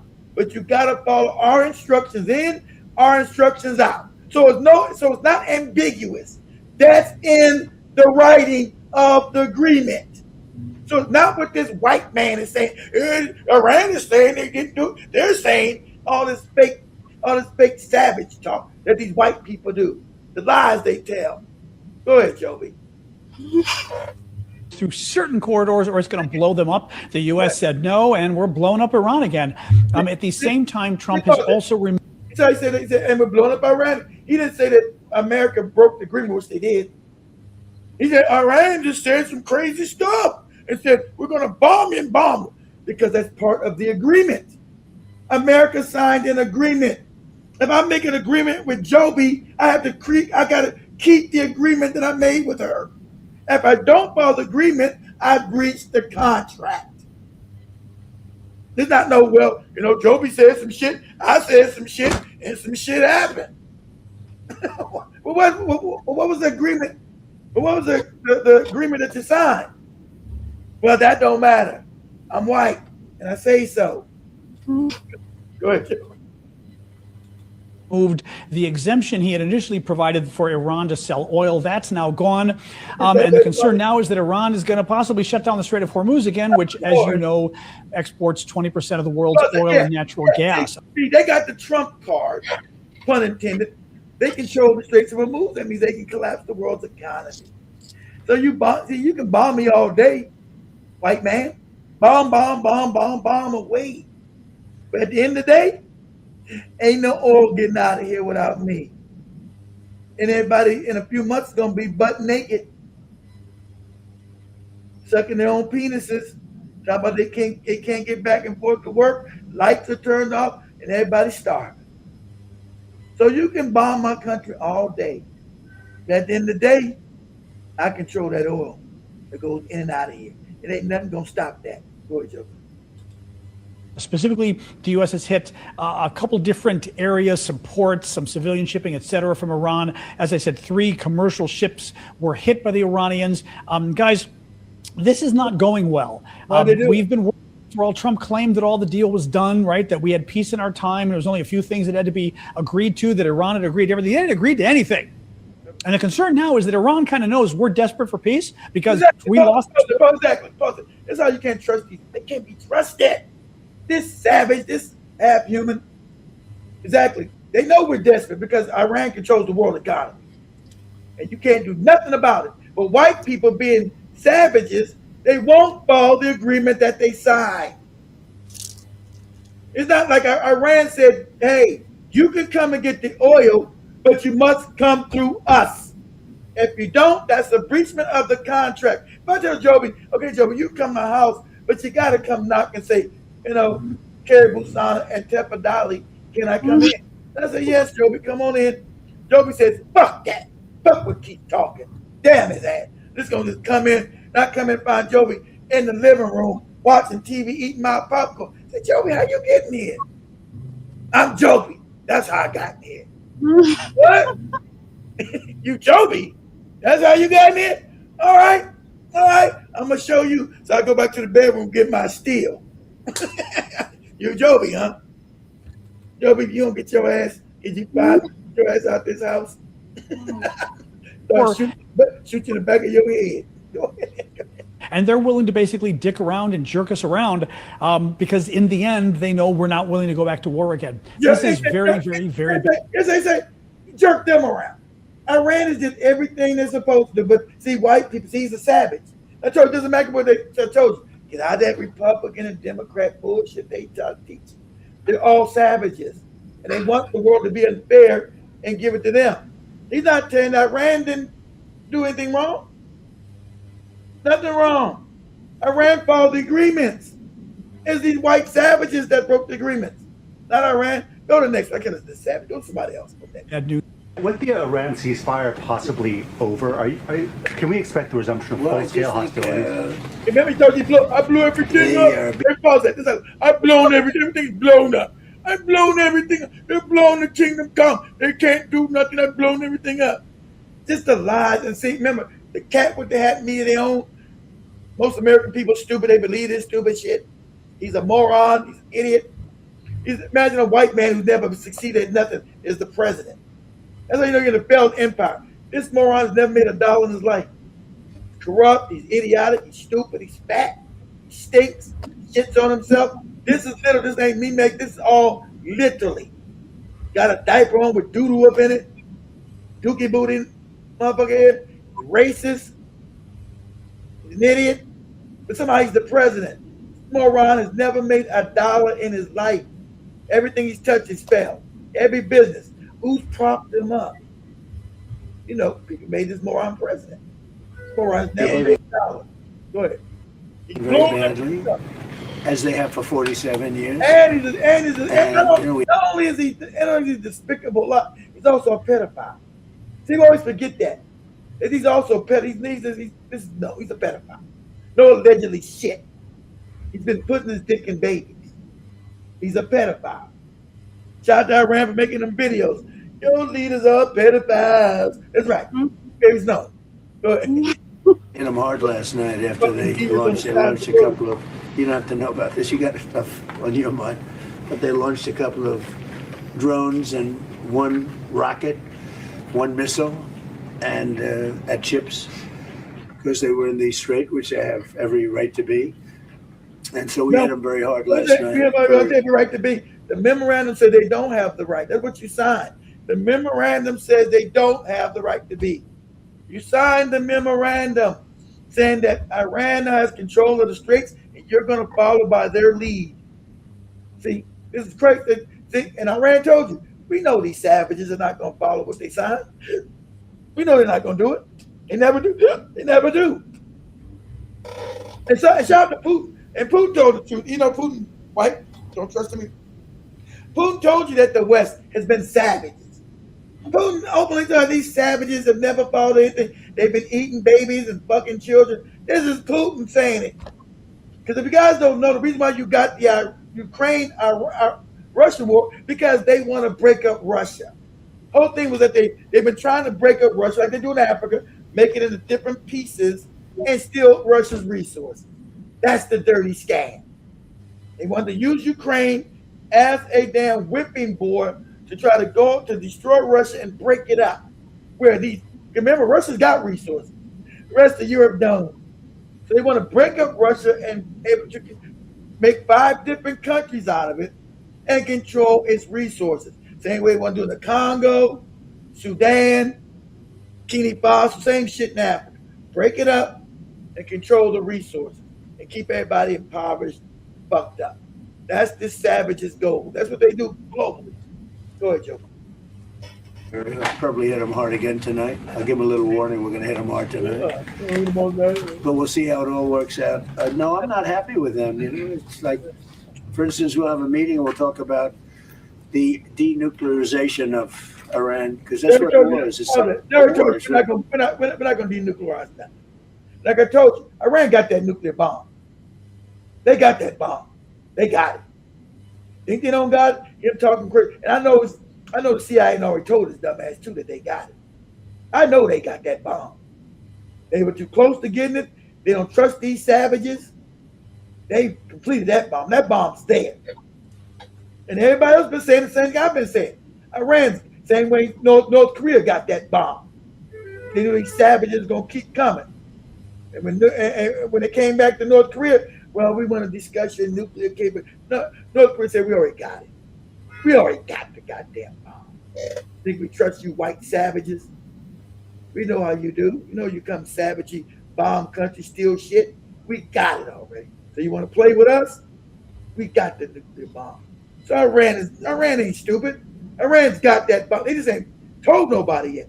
Iran has got that bomb. I bet my life that Iran has that nuclear bomb. They just ain't told nobody. I'm sure he knows. I'm sure CIA done told him, hey, moron, Iran's got that bomb. They got it. So we're going to be denuclearize Iran and blah. Iran's got the bomb. They got it. Then they going to trust these savages who keep coming back and bombing them. Iran is following everything they told them they would do. These savages keep coming back, breaking it, and keep bombing, killing innocent people. You think I'm not going to build a bomb? And I'm close to it? Then you savages are not to be trusted. And I know you wanted to steal my resources and put my people in poverty. That's your game. That's the whole idea. I refuse to go to poverty, and I refuse for you to steal my shit. So what's our only recourse here? That's why America's in it. Bomb the country, man, break up it. They'll let you know, break up Iran. They want to break it up, give it to Israel, or give it to the Rothschilds, pick the fake bank. Right? We say Israel, just say Rothschild. We say Israel, just say Rothschild. You know who created Israel? We all know it now. You know who created fucking Israel? The Rothschild. Fake bank. And we don't put this kooky cracker, this sleepy cracker in power. The Rothschild. You know his family is Rothschild is with the Rothschild. So that's what's going on. Let me go to the comments as we wind up with today's conversation. Must be there something. You winding up all quick again. Maury in there? No, he told me he's around though. He's somewhere around getting food. Go ahead, Joe. Go ahead. Ricky says, Ali was saying, Karibu Sana says, we pretended to have a few horses on our little land. Horse came Yeah, we were out showing. in North America. We were showing the horses with the cowboys. Then says that wild horses are not native to the continent, but descendants of European domestic horses. And we also have Jibba Jabba says, yeah, Pittsburgh Ebonics is way different than Atlanta Ebonics. And then exactly, Joby just thinks he's gonna just drop somebody, and Joby don't realize each South African action is different depending on what part of South Africa you. So you're gonna ask Joby with her slick South African accent, what part of South Africa are you from? I hear the accent, but what accent are you from? I'm from Lesotho, literally. Yeah. No, Lesotho. Lesotho. That's not South Africa. What part of South Africa are you from? You from Lesotho? Okay. Yuki Crocs. You know, that's what it is. Yuki Crocs as you answer yourself. You got a quarter. We found one. It's a quarter. And I also see Jibba Jabba says Nigerians invented the I am a prince romance scam. Yeah, I'm a prince. Please send me money. Yeah, that's crazy. Oh my God. And then shout to Sister Monique. Amazing. Thank you for the compliment about my hair. And shout to it's just Joby, don't it? Joby looks nice as hell with her hair like that. I don't want to get in no comment because she gets crazy. But she does look. Are you scared to compliment me? But she does look good because you get crazy. But it does look good. And that hairstyle does suit her. I ain't gonna lie. Who you talking to? Ain't the more in it? Who you talking to? He got here. He just got here. You're so nosy. Oh my God. Yeah. I could even be beating a cockroach. You already see my balls. You said Joby secret about everything. Go ahead. And we also have Derek says Black Americans are the latter to foreigners, and everyone used to climb to the top, and then they kick the ladder away. They kick the ladder away, and then when they have to come back, they look at the ladder. Yeah, that's true. I always have been a problem with Black people globally. They'll climb to the top instead of reach down, and that's what Demore was. I was telling Demore, and that's because remember the 48 Laws of Power. They read that now, understand that's white people's psychology. That's animalistic. Like if you read in the 48 Laws of Power, don't overshine your master nonsense. But if you're a human being, you want your protege to do better than you. You want them to shine. You don't feel any animosity they shine better than you. But that's in them goofy European. You read Machiavelli. Machiavelli tells you, you better not go past your leader. He'll get you. Right? Go back. We're gonna do that's what we're gonna do. We're gonna do some Machiavelli Friday. I want you to realize, and just from the 4 laws of power and Machiavelli. Machiavelli is so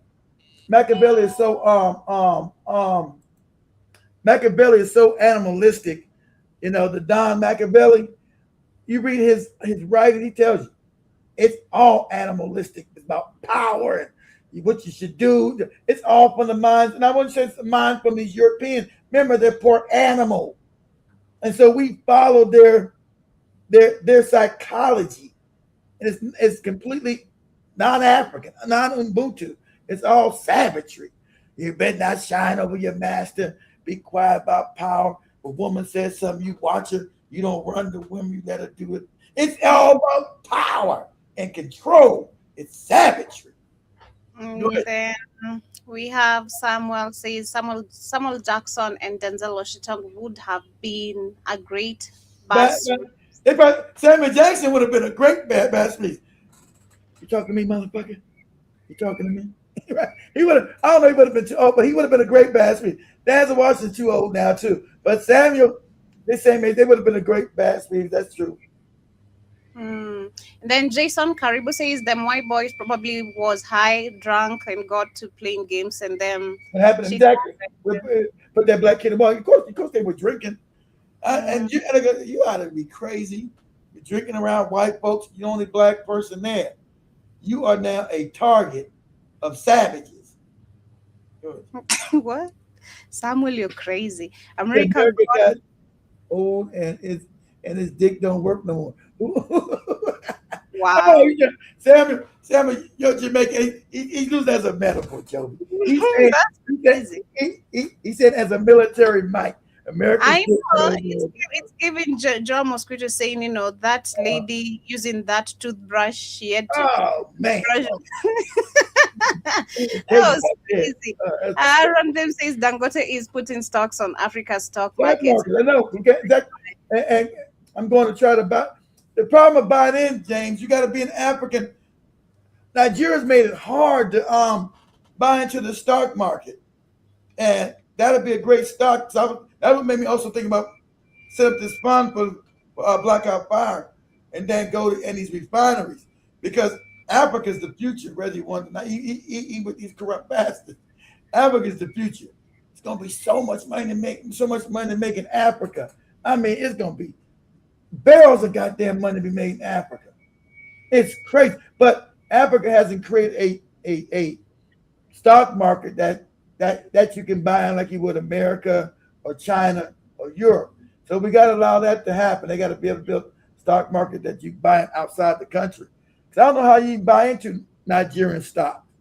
I'd have to look that up. I know it's made in Nigeria. You know it's going to be all difficult, sadly, and fucked up. So until they stream it, because Africa's gonna make a lot of billionaires, buddy. A lot. Period. Who is Dangote? Are you kidding me, Samuel? Much love. Are you kidding me right now?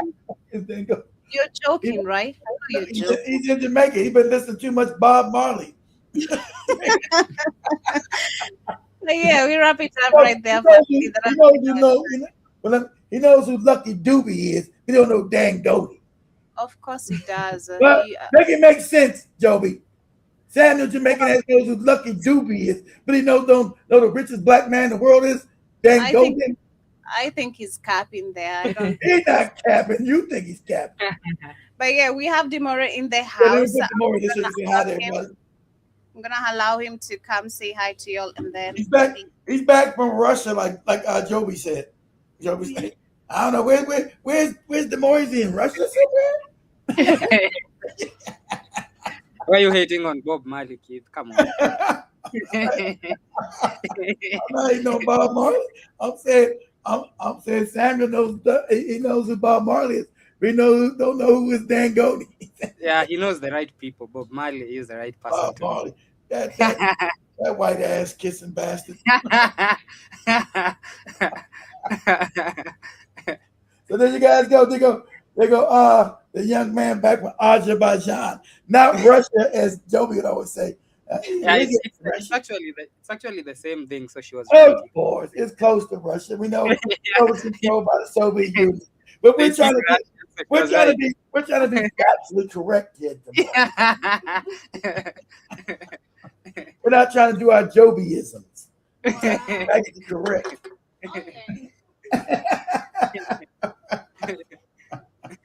You know, there's a lot of Russian people there. Okay? Yeah, they actually speak lots of Russian. They speak a lot of Russian, exactly, because they were once part of the Soviet Union. So we know that. So that's them becoming a free satellite state over there. Them, Armenia and Chechnya, and Georgia. You know, Chechnya still run around fucking cats. But hey, what can you do about it? Hide your cats around the chest.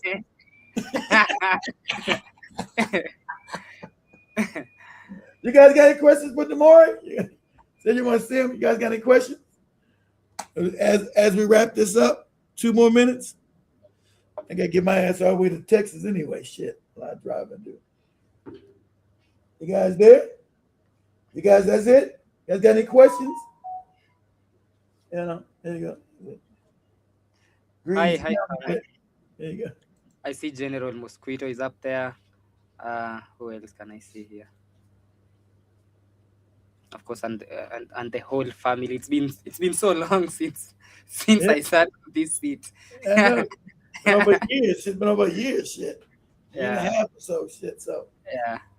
So you guys got any questions y'all want to ask Demora? Ask him how was Russia? Did he get any Russian women? Did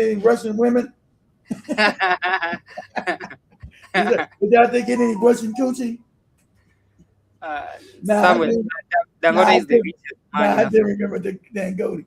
Yeah, I know. That's all I was telling. That's all I was telling. Toby, you were playing.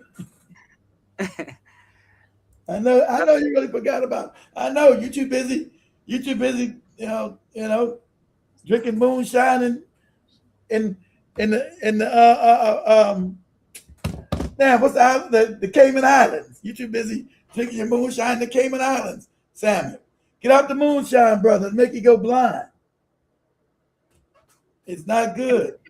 Yeah, okay, much love, family. We gonna go home. All right, Joey, calm down. You ain't about to kill the man. You know, Russian shit. God damn. You ain't walking, you driving. Oh, okay. I forgot about that shit. But still, I gotta get food. You got what you gotta get? Ugali. Ugali, exactly. Oh shit, that starchy ass shit. See, that's about imagine Demore lasting almost a year without no ugali. Didn't see any African Russian icons? Oh yeah, did you see the African Russian icons while you were there? No, actually Africans are very rare on that part of the world. You have to take photos but he's actually not used to rule that area. So some of the icons that were there that were black statues and black paintings of black people. Never not even so no, he didn't see it. He took all he seen was McDonald's, nigga. A lot of niggas smoking cigarettes and shit. Yeah, there we go. So we're gonna wrap it up, guys. With that let me just say wait, nephew, and eating stewed turtle. Yeah, you stewed turtle. God damn, you eating a turtle, Samuel? Shit, man, I don't want to taste no turtle. That's against the damn animal rights shit. Turtle. Eating it. Would you eat a turtle, Joey? No. Yeah, I think Samuel's talking about eating stewed turtle. Damn. We're gonna lock your ass up when you get to Africa, Samuel. Your turtle eating ass. Dude, turtle and ugali. Yeah. Oh shit. All right, guys. All right. All right, Joe. We get. Stop trying to rush people out the building. Let me wrap this. Let me talk to the guy.